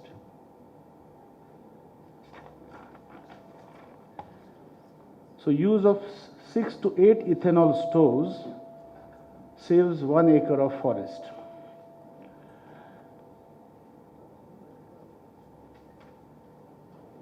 We talked about 1 million tons.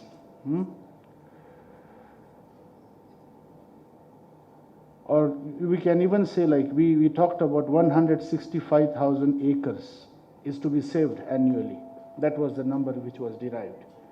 So if you multiply it by 6, it gives you about 1.5 million stoves.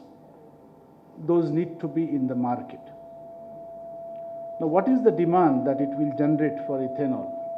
Each stove consumes close to half a liter to 1 liter fuel every day for your daily cooking. So if you consider one cook stove uses 1 liter for calculation purposes, 1.5 million liter into 365 gives you the number of liters that may be needed. So it comes to, even if you consider 2 million stoves, it comes to 750 million liters of ethanol. That will be the demand which will be created by this concept, like charcoal replaced with ethanol. This can bring a business of 750 million liters. One distillery normally produces 10 to 15 million liters per annum. So you need about 50 installations to do this thing.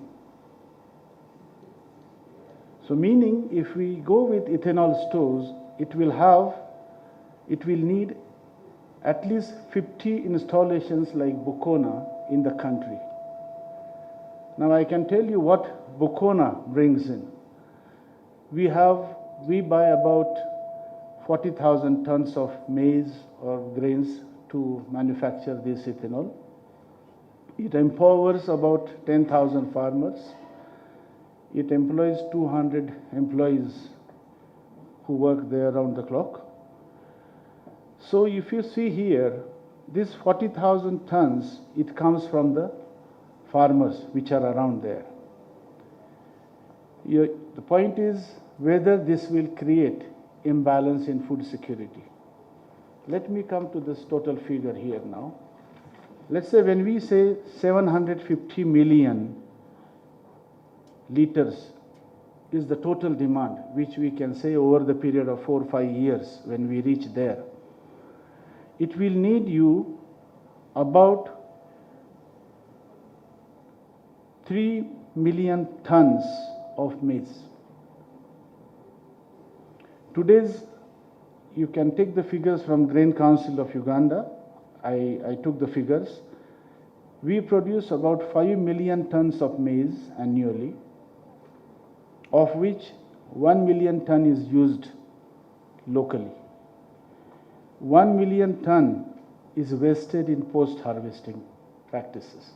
Because of improper practices, we lose almost 1 million metric tons. And 3 million is traded, as you said, it is exported around. So even today, we have this capacity to do value addition without doing anything to reach that mark. For a debate, if we say, let us have additional production, so what does it need?